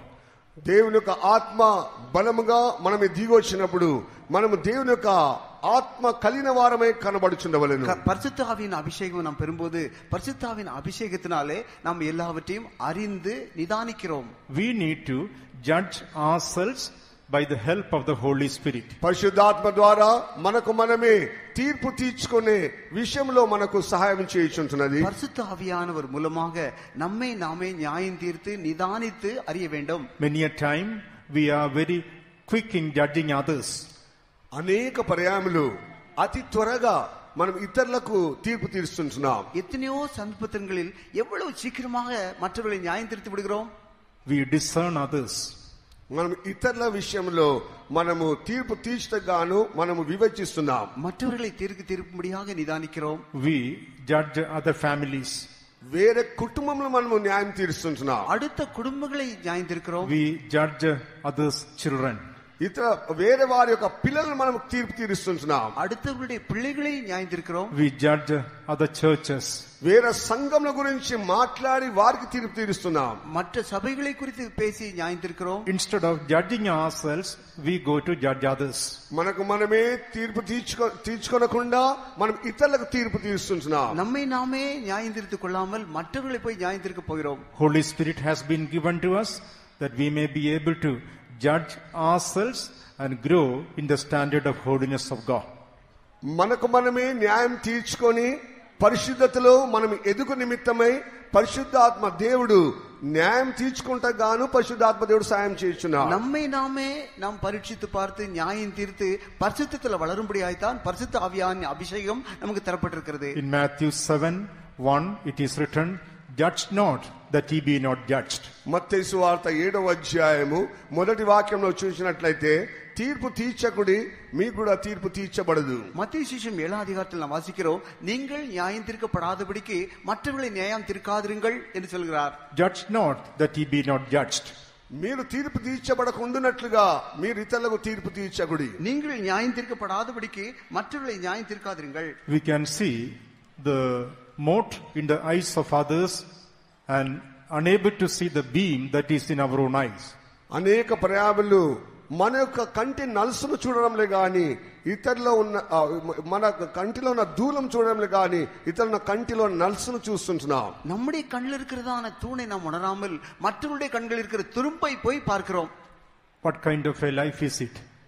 ఎటువంటి విధమైన జీవితం ఇది? அது எப்படிப்பட்ட ஜீவியம்? In Matthew 7 and verse 5 it is written, it is said the hypocrisy.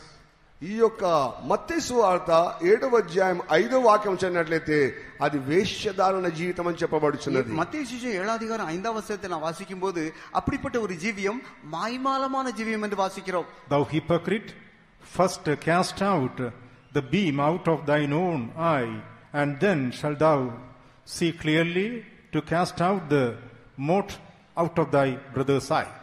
వేషధారి, మొదట నీ కంటిలో ఉన్న దూలమును తీసివేసుకొనుము, అప్పుడు నీ సహోదరులో కంటిలోనున్న నలుసును తీసివేటకు నీకు తేటగా కనబడుచున్నది. மாயக்காரனே, முன்பு உன் கண்ணில் இருக்கிற உத்திரத்தை எடுத்து போடு, பிறகு உன் சகோதரன் கண்ணில் இருக்கிற துரும்பை எடுத்து போட வகை பார்ப்பாய். Let us be reminded that the spirit of discernment has been given to us to discern ourselves, not to discern others.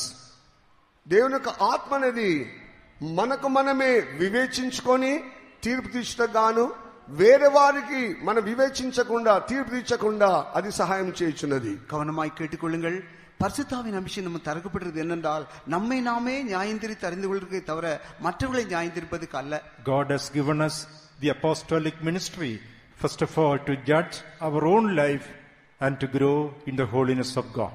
మన జీవితమును మనమే పరీక్షించుకొని మనం పరిశుద్ధతలో ఎదుగు నిమిత్తమై అపోస్తుల యొక్క బోధను దేవుడు మనకు అనుగ్రహించున్నాడు. நம்மை நாமே சோதித்தறிந்து பரிசுத்த ஜீவிதத்தில் வளரும்படியாய்த்தான் அப்போஸ்தலருடைய உபதேசத்திலே கர்த்தர் நம்மை கொண்டு வந்திருக்கிறார். In 1 Corinthians chapter 11, మొదటి కొరింథీ 11వ అధ్యాయము 1 కొరింథీయుల 11వ అధికారం and verse 31 it is written, 31వ వాక్యంలో రాయబడినది, 31వ వచనத்தில் இப்படி எழுதப்பட்டிருக்கிறது, for if we would judge ourselves, we should not be judged.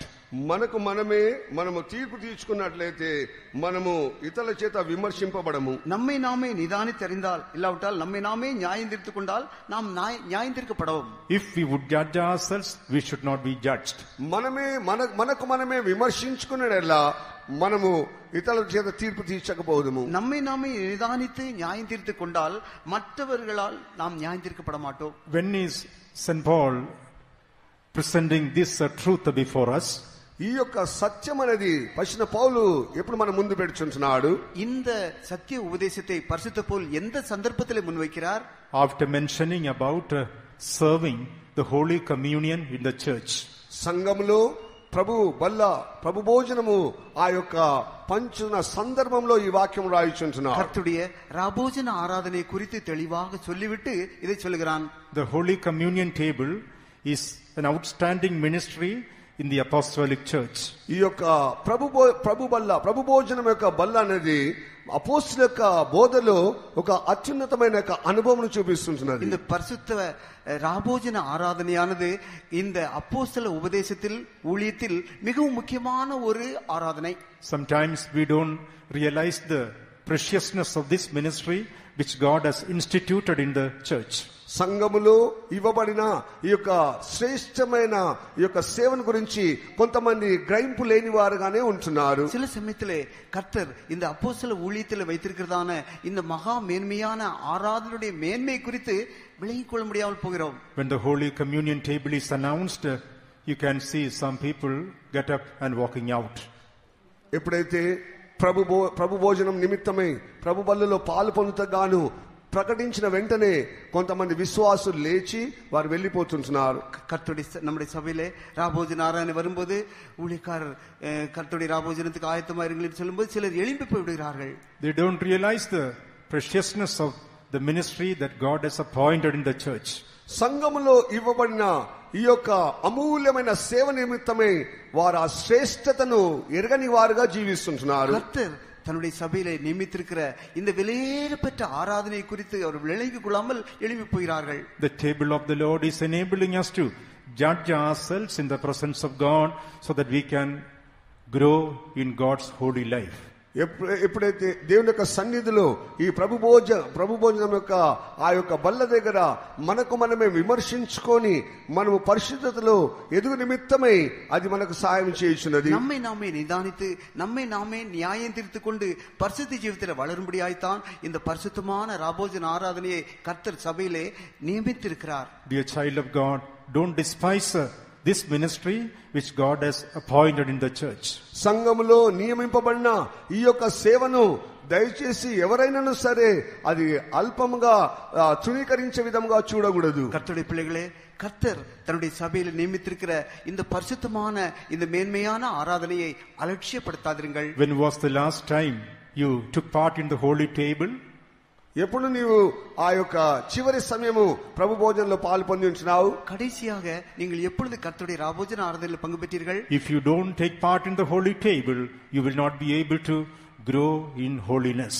నువ్వు ప్రభు భోజనం యొక్క ఆ యొక్క ఆరాధనలో నువ్వు పాలు పొందనట్లయితే ప్రభు యొక్క పరిశుద్ధతలో నువ్వు పాలు పొందలేకపోతున్నావు. கர்த்தர் நியமித்த இந்த பரிசுத்த ராபோஜன ஆராதனையிலே நீங்கள் தொடர்ந்து பங்கேற்காவிட்டால் பரிசுத்த ஜீவியத்திலே நீங்கள் வளர முடியாது.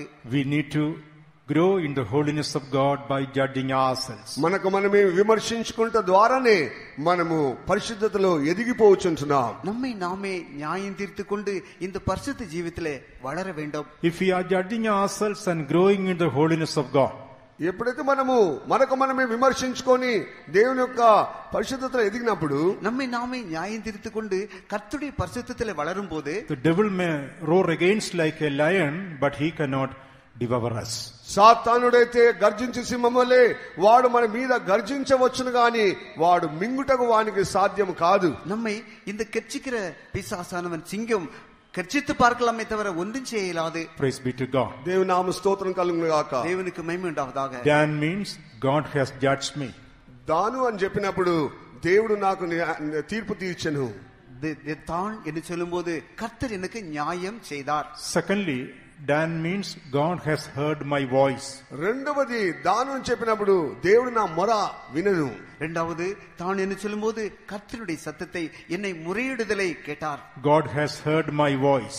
దేవుడు నా మొరను వినను. கர்த்தருடைய சத்தத்தை கேட்டார். When we read in Psalm 5, కీర్తనలు 5వ అధ్యాయం మనం చదివినప్పుడు 5వ సంగీతంలో நாம் பார்க்கிறோம். Psalm 5 and verse 3 it is written, కీర్తనలు 5వ అధ్యాయం 3వ వాక్యములు ఇలాగ రాయబడి ఉంటున్నది. 5వ సంగీతం 3వ వచనத்தில் எழுதியிருக்கிறேன். what do we read there? அங்கே என்ன అక్కడ பார்க்கிறோம்? ఏం చదువుతున్నాం? యెహోవా, ఉదయమున నా కంఠస్వరము నీకు వినబడును, ఉదయమున నా ప్రార్థన నీ సన్నిధిని సిద్ధము చేసి కాచియుందును. My voice shall thou hear in the morning, O Lord. In the morning will I direct my prayer unto thee and will look up. கர்த்தாவே, காலையிலே என் சத்தத்தை கேட்டருளுவீர். காலையிலே உமக்கு நேரே வந்து ஆயத்தமாகி காத்திருப்பேன். Dan means God has heard my voice. దాను అని చెప్పినప్పుడు దేవుడు నా మొరను ప్రార్థన ఆలకించెను. தாவீது சொல்றான், காலையிலே என் சத்தத்தை கேட்டருளுவீர். Here King David says, my voice shall thou hear in the morning. దావీదు ఇలాగ చెప్తున్నాడు, ఉదయముననే నా కంఠస్వరము దేవునికి వినిపించుతున్నాను. தாவீது சொல்கிறதை பாருங்கள், கர்த்தாவே காலையிலே என் சத்தத்தை கேட்டருளுவீர். In the morning will I direct my prayer unto thee.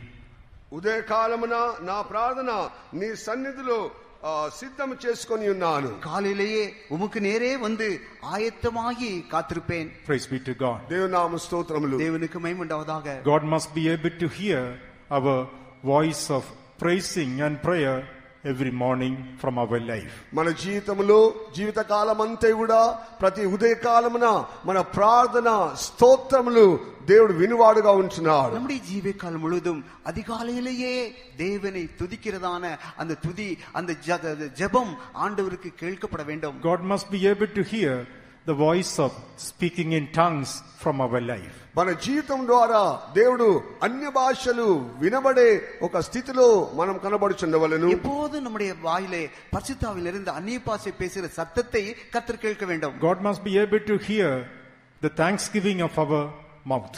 మనకు నోటిలో నుంచి బయలుదేరుచున్న కృతజ్ఞత స్తోత్రములను దేవుడు వినువాడుగా ఉంచున్నాడు. நம்முடைய வாயில் பிறக்கிற நன்றியுள்ள ஸ்தோத்திரங்களை நம்முடைய ஆண்டவர் கேட்க வேண்டும். From our homes and families the voice of prayers and praising must go up to the presence of God every morning. ప్రతి ఉదయ కాలమున మన కుటుంబ రీతిగానే దేవుని యొక్క సన్నిధానమునకు మన స్తోత్రములు ప్రార్థన వెలుచుండవలెను. நம்முடைய குடும்பத்தில் குடும்பமாக அதிகாலையிலேயே நம்முடைய ஸ்தோத்திர சத்தம், நம்முடைய ஜெபம் ஆண்டவருக்கு கேட்க வேண்டும். God must be able to hear the voice of our praising and prayer, speaking in tongues, being filled with the Holy Spirit when we come to the presence of God. మనము దేవుని యొక్క సన్నిధికి వచ్చినప్పుడల్లా మన యొక్క ప్రార్థనలు, స్తోత్రములు, అన్య భాషలు, ఆత్మల నింపుదల ఇవన్నీ కూడా దేవుడు వినువాడుగా కనబడుచున్నాడు. தேவ சமூகத்துக்கு வரும்போதெல்லாம் ஆவியில நிறைந்து அந்நிய பாஷை பேசி ஜெபிக்கிறதும் துதிக்கிறதையும் நம்முடைய ஆண்டவர் கேட்க வேண்டும். Is God able to hear the voice of our prayers and praising today? ఈ దినమున దేవుడు మన ప్రార్థన స్తోత్రములు వినగలుగుచున్నాడా? இந்நாட்களிலே கர்த்தர் நம்முடைய ஜெபங்களை, ஸ்தோத்திரங்களை, துதிகளை கேட்கிறாரா? If it is so, the roaring lion will not be able to devour us. అలాగైనట్టయితే గర్జించే సింహము ఎన్నడైనను మన మింగుటకు దానికి సాధ్యం కాకుండా పోచున్నది. அப்படியானால் கர்ச்சிக்கிற சிங்கம் நம்மை ஒன்றும் செய்ய இயலாது. Here in the scripture it is written that I will direct my prayer unto thee in the morning and will look up.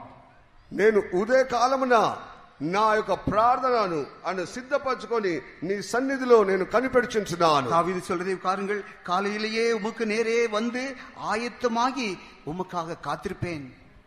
In English it is written I will look up. ఆంగ్ల భాష రాయబడ్డది నేను పైకి ఎత్తి చూస్తున్నాను. ஆங்கில பாஷையில் எழுதியிருக்கிறது நான் உயர அண்ணாந்து பார்ப்பேன்.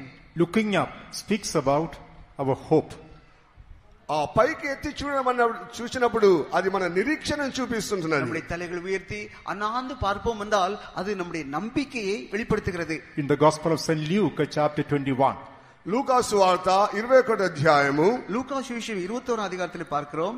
28th verse it is written, 28వ వాక్యం ఇలాగ రాయబడినది. 28వ వచనం இப்படி எழுதியிருக்கிறது, when these things begin to come to pass, then look up and lift up your heads, for your redemption draws nigh. ఈ యొక్క వాక్యములో మనం చదివినప్పుడు మీరు ఈ యొక్క సమయం వచ్చినప్పుడు మీ తలలు పైకెత్తుడి, ఆ యొక్క విమోచన మీకు అతి సమీపముగా ఉన్నదని రాయబడి ఉంటున్నది. இவைகள் சம்பவிக்க தொடங்கும் போது உங்களுடைய மீட்பு சமீபமாய் இருப்பதால் நீங்கள் நிமிர்ந்து பார்த்து உங்கள் தலைகளை உயர்த்துங்கள் என்றார். Looking up means looking for our redemption. ఆ తలను పైకెత్తి చూడని చెప్పినప్పుడు మన యొక్క విమోచన నిమిత్తమై మనం కనిపెట్టే అనుభవం చూపిస్తున్నది. நிமிர்ந்து பார்த்து அண்ணாந்து பார்க்கிறோம் என்றால் நம்முடைய சரீர மீட்புக்காக நாம் காத்திருக்கிற நம்பிக்கையோடு காத்திருக்கிறது. The camp of Dan means the camp of the people whose voice is heard by God. దాను అని చెప్పినప్పుడు దేవుని యొక్క సన్నిధిలో ఆ యొక్క మొరను వినే యొక్క అనుభవమును బోధిస్తున్నది. దావీదు சொல்கிறான், அதிகாலையில் நான் ஆயத்தமாகி உமக்கு காத்திருப்பேன். The camp of Dan means the camp of the people whose voice is heard by God. దాను అనే యొక్క ఆ పాలెం అని చెప్పినప్పుడు దాని యొక్క పాలెంలో ఉన్న ప్రజలు యొక్క మొరను ప్రార్థన దేవుడు వింటున్నాడని అర్థం. தானுடைய பாளையம் என்றால் என்ன அர்த்தம் என்றால் கர்த்தர் அந்த ஜனங்களுடைய சத்தத்தை கேட்கக்கூடியது அனுபவம். The camp of Dan means the camp of the people who judge themselves by the Spirit of God. దాని యొక్క పాలెము ఆవరణం అని చెప్పినప్పుడు ఆ ప్రజలు అక్కడ నివసించే ప్రజల యొక్క ఆ యొక్క న్యాయమును వారు తీర్చుకున్న వారుగా కనబడుచుంటున్నారు. தான் பாளையம் என்று சொல்லும்போது பரிசுத்த ஆவியானவரால் தங்களை தாங்களே நியாயம் தீர்த்து பரிசுத்தமாக்கி கொண்டு ஜீவிக்கிற ஜனங்கள் இருக்கிற இடம். The third meaning of Dan, God has given me a son. మూడవది దాని అర్థం నాకు దేవుడు నా కుమారుని అనుగ్రహించినాడు. மூன்றாவது தான் என்கிறது அர்த்தம் கர்த்தர் எனக்கு குமாரனை கொடுத்தார். God has given me a son. దేవుడు నాకు కుమారుని అనుగ్రహించెను. கர்த்தர் எனக்கு குமாரனை தந்தார். This son speaks about the victorious life which God has promised us. కుమారుడు అని చెప్పినప్పుడు దేవుడు మనకిచ్చిన వాగ్దాన రూపకముగా కనబడుచున్న ఒక జయ జీవితమును బోధిస్తున్నది. இந்த குமாரன் என்று சொல்லும்போது கர்த்தர் நமக்கு வாக்கு பண்ணியிருக்கிற ஜெய ஜீவியத்தை காட்டுகிறது. The son also speaks about the inheritance God has in store for us. కుమారుడు అని చెప్పినప్పుడు దేవుడు మన కొరకు సిద్ధపరిచిన ఆ యొక్క స్వాస్థ్యమును చూపిస్తున్నది. குமாரன் என்று சொல்லும்போது கர்த்தர் நமக்கு ஆயத்தப்படுத்தி வைத்திருக்கிறதான சுதந்திரத்தையே காட்டுகிறது. Son speaks about various things in the Holy Bible. పరిశుద్ధ గ్రంథములో కుమారుని గురించి అనేక అర్థములతో రాయబడి ఉంటున్నది. பரிசுத்த வேதாகமத்தில் குமாரன் என்பதை குறித்து பலவிதமான அர்த்தங்கள் உண்டு. In Revelation 21:7 it is written, ప్రకటన గ్రంథము 21వ అధ్యాయం 7వ వాక్యంలో ఇలాగ రాయబడి ఉంటున్నది. வெளிப்படுத்தும் விசேஷம் 21వ அதிகாரம் 7వ వచనத்தில் இப்படி எழுதியிருக்கிறது. He that overcometh shall inherit all things. ఎవరైతే జయించు వారేంచున్నారో వీటన్నిటిని వారు స్వతంత్రించుకొందురు. ஜெயம் கொள்கிறவன் எல்லாவற்றையும் சுதந்திரித்துக் கொள்வான். I will be his God and he shall be my son. నేను వారికి దేవుడనై ఉందును, వారు నాకు కుమారులై ఉందురు. நான் அவன் தேவனாயிருப்பேன், அவன் என் குமாரனாயிருப்பான். Two things are mentioned about the son in this scripture. ఈ యొక్క వాక్య భాగంలో కుమారుడు అనే యొక్క సత్యంను రాయబడి ఉంటున్నది. இந்த వాక్యத்திலே కుమారన్ என்கிறது குறித்து ரெண்டு அர்த்தம் சொல்லி இருக்கிறது. Overcoming life and the inheritance which God has in store for us. మొట్టమొదటిది జయ జీవితం గురించి చెప్పబడుచున్నది, రెండవది దేవుడు మన కొరకు సిద్ధపరిచిన స్వాస్థ్యమును బోధిస్తున్నది. జయ జీవిத்தை குறிக்கிறது, இரண்டாவது கர்த்தர் நமக்கு ஆயத்தப்படுத்தி வைத்திருக்கிறதான சுதந்திரத்தை குறித்து சொல்லி இருக்கிறது. He that overcometh shall inherit all things. ఎవరైతే జయిస్తున్నారో జయించు వారందరూ వాటిని స్వతంత్రించుకొందురు. జయం கொள்கிறவன் எல்லாவற்றையும் சுதந்திரித்துக் கொள்வான். I will be his God and he shall be my son. నేను వారికి దేవుడైందును, వారు నాకు కుమారుడై ఉండును. நான் அவன் தேவனாயிருப்பேன், அவன் என் குமாரனாய் இருப்பான். The camp of Dan means the camp of the people, those who live an overcoming life. దాను అనే యొక్క పాలెంలో మనం చూసినట్లయితే ఆ పాలెంలో నివసించు వారి యొక్క జయ జీవితంను బోధిస్తున్నది. தான் பாளையம் எதை காட்டுகிறது என்றால் ஜெய ஜீவியம் செய்கிற ஜனங்கள் வாசம் பண்ணுகிறதை காட்டுகிறது. The camp of Dan means the camp of the people who have the hope about the eternal inheritance in the kingdom of God. దాని యొక్క ఆ యొక్క ప్రాకారం గురించి మనము ఆవరణ గురించి చూసినట్లయితే ఆ యొక్క పరలోకములో నిత్యములో పొందబోచున్న స్వాస్థ్యం యొక్క అనుభవం గలవా ప్రజలను బోధిస్తున్నది. தானுடைய பாளையம் இன்னும் எதை காட்டுகிறது என்றால் நித்தியத்திலே தேவன் ஆயத்தப்படுத்தி வைத்திருக்கிறதான அந்த சுதந்திரத்தை குறித்த நம்பிக்கையுள்ளவர்களாய் ஜீவிக்கிற ஜனங்கள் வாசம் பண்ணுகிற இடம். The camp of the people who judge themselves by the Spirit of the Lord. దేవుని యొక్క ఆత్మ చేత ఆ యొక్క ఆవరణములో తమకు తామే తీర్పు తీర్చుకున్న వ్యక్తులుగా కనబడుచున్నారు. பரிசுத்தாவின் ஆவியானவராலே தங்களை தாங்களே நியாயம் தீர்த்து பரிசுத்தமாய் ஜீவிக்கிற ஜனங்கள் வாசம் பண்ணுகிற இடம் அந்த தான் பாளையம். The camp of the people whose voice is heard by God in praising and praying and speaking in tongues and glorifying God. పాలెంలో నివసిస్తున్న ప్రజలందరూ కూడా ఆ యొక్క దాను అనక పాలెంలో వారు దేవుని స్తుతిస్తున్నారు, వారు ప్రార్థిస్తున్నారు, అన్య భాషలు మాట్లాడుచుంటున్నారు, ఆత్మలో వారు నింపబడి బలపరచబడుచున్నారు. கர்த்தர் எப்போதும் அவருடைய ஸ்தோத்திர சத்தத்தை துதிக்கிறதை அந்நிய பாஷை பேசுகிறதை கேட்கிறதான ஜனங்கள் வாசம் பண்ணுகிற இடம் அந்த தான் பாளையம். The camp of the people, those who live a victorious life, overcoming the world, the flesh and the devil. సాతాను, లోకమును, శరీరమును జయించి ఒక జయవీరులుగా కనబడుచున్న వ్యక్తులే ఆ దాను పాలెంలో కనబడుచున్నారు. தங்களுடைய மாம்சீகத்தையும் உலகத்தையும் பாவத்தையும் பிசாசையும் ஜெயித்து ஜீவன் செய்கிறதான ஜனங்கள் வாசம் பண்ணுகிற இடம் தான் பாளையம். The camp of the people whose hope is there in the eternal inheritance. ఆ యొక్క పాలెంలో నివసించు వారికి నిత్యత్వంలో ఉన్న స్వాస్థ్యం గురించిన ఒక నిరీక్షణ వారి జీవితంలో కనబడుచుంటున్నది. தங்களுக்காக தேவன் ஆயத்தப்படுத்தி வைத்திருக்கிற நித்திய சுதந்திரத்தை குறித்த நம்பிக்கை உள்ள ஜனங்கள் வாசம் பண்ணுகிற இடம் தான் பாளையம். In short, the camp of Dan can be compared to the New Testament church. ఆ యొక్క దాని యొక్క పాలెం గురించి మనము క్లుప్తంగా చూసినట్లయితే కొత్త నిబంధన కాలం ఉన్న సంఘమును చూపిస్తున్నది. రత్న చురుకమాய் சொல்லப்போனால் கர்த்தருடைய வரியை குறித்த நம்பிக்கையோடு ஜீவிக்கிற அந்த பரிசுத்த ஜனங்களை காட்டுகிறது. Yes, in the camp of Dan, the Spirit of the Lord is moving at times. దాని యొక్క పాలెములో పరిశుద్ధాత్మ దేవుడు యెహోవా ఆత్మ సంచరిస్తున్నట్లుగా చూస్తున్నాం. ஆம், அந்த தான் பாளையத்தில் தான் கர்த்தருடைய ஆவியானவர் உலாவிக் கொண்டிருக்கிறார். In the church of God, the Holy Ghost is moving at times. ఆ యొక్క అదే విధముగా దేవుని యొక్క సంఘములో కూడా పరిశుద్ధాత్మ దేవుడు సంచరించువాడుగా ఉంటున్నాడు. அதே போலதான் கர்த்தருடைய பரிசுத்த சபையிலே பரிசுத்த ஆவியானவர் உலாவிக் கொண்டிருக்கிறார். As Samson was a chosen vessel, we have been chosen even before the foundation of the world. సంసోను ఆయన ఏర్పరచబడిన ఒక పాత్ర ఉంటున్నాడు. జగత్ పునాది వేయబడక ముందే ఆయన ఏర్పరచబడి ఉంటున్నాడు. சிம்சோன் கர்த்தரால் தெரிந்து கொள்ள பாத்திரமா இருந்தது போல நாம் உலகத்தோருக்கு முன்பாகவே கர்த்தரால் தெரிந்தெடுக்கப்பட்டோம். God has given us the fellowship of the church. దేవుడు ఆ యొక్క సంఘం యొక్క సహవాసం మనకు అనుగ్రహించినాడు. கர்த்தர் இந்த பரிசுத்த சபையினுடைய ஐக்கியத்தை தந்திருக்கிறார். In the camp of Dan, the Holy Ghost is moving upon us. దాని యొక్క పాలెములో పరిశుద్ధాత్మ దేవుడు సంచరిస్తుంటున్నాడు. இந்த தான் பாளையத்தில் தான் கர்த்தருடைய ஆவியானவர் நம்மேல் அசைவாடி When the கொண்டிருக்கிறார். Holy Ghost is moving upon us and strengthening us in the camp of Dan in the church. దాని అనే పాలెములో కనబడుచున్న సంఘములో దేవుని యొక్క ఆత్మ సంచరిస్తూ మనల్ని బలపరుచుచున్నది. தான் பாளையம் என்கிறதான கர்த்தருடைய இந்த பரிசுத்த சபையிலே கர்த்தருடைய ஆவியானவர் உலாவிக் கொண்டு இருக்கிறார். Devil may roar against us like a lion, but he cannot devour us. సాతానుడైతే గర్జించే సింహం వలె గర్జించిన మనకు విరోధముగా తిరుగుతుంటున్నాడే కానీ వాడు ఎన్నడైనా మింగలేడు. பிசாசு கெர்ச்சிக்கிற சிங்கம் போல கெர்ச்சித்துக் கொண்டு அலைவானே தவிர நம்மை தொட முடியாது. When we read in the book of Joel, యోవేలు పుస్తకం చదివినప్పుడు யோவேல் தீர்க்கதரிசி புத்தகத்துல வாசிக்கிறோம். Joel 3:16, when we read, యోవేలు 3వ అధ్యాయం 16వ వాక్యం చదివినప్పుడు யோவேல் தீர்க்கதரிசி புத்தகம் 3ஆம் அதிகாரம் 16ஆம் வசனத்துல வாசிக்கிறோம். what do we find there? అక్కడ ఏమని చూస్తున్నాము? அங்க என்ன வாசிக்கிறோம்? The Lord also shall roar out of Zion. సియోను నుంచి దేవుడని యెహోవా గర్జిస్తుంటున్నాడు. கர்த்தர் சீயோனில் இருந்து கர்ச்சிக்கிறார். The Lord also shall roar out of Zion. యెహోవా దేవుడు సియోను నుండి గర్జిస్తుంటున్నాడు. சீயோ எருசலேமில் இருந்து சத்தமிடுகிறார். When the devil is roaring against us as lion, సాతానుడైతే గర్జించే సింహం వలె మనకు విరోధంగా గర్జిస్తున్నాడు. சத்ருவாகிய அந்த சிங்கம் நமக்கு விரோதமாய் கர்ச்சிக்கிறான். the Lord Jesus Christ, the lion of tribe of Judah, is roaring on our behalf of us on Zion.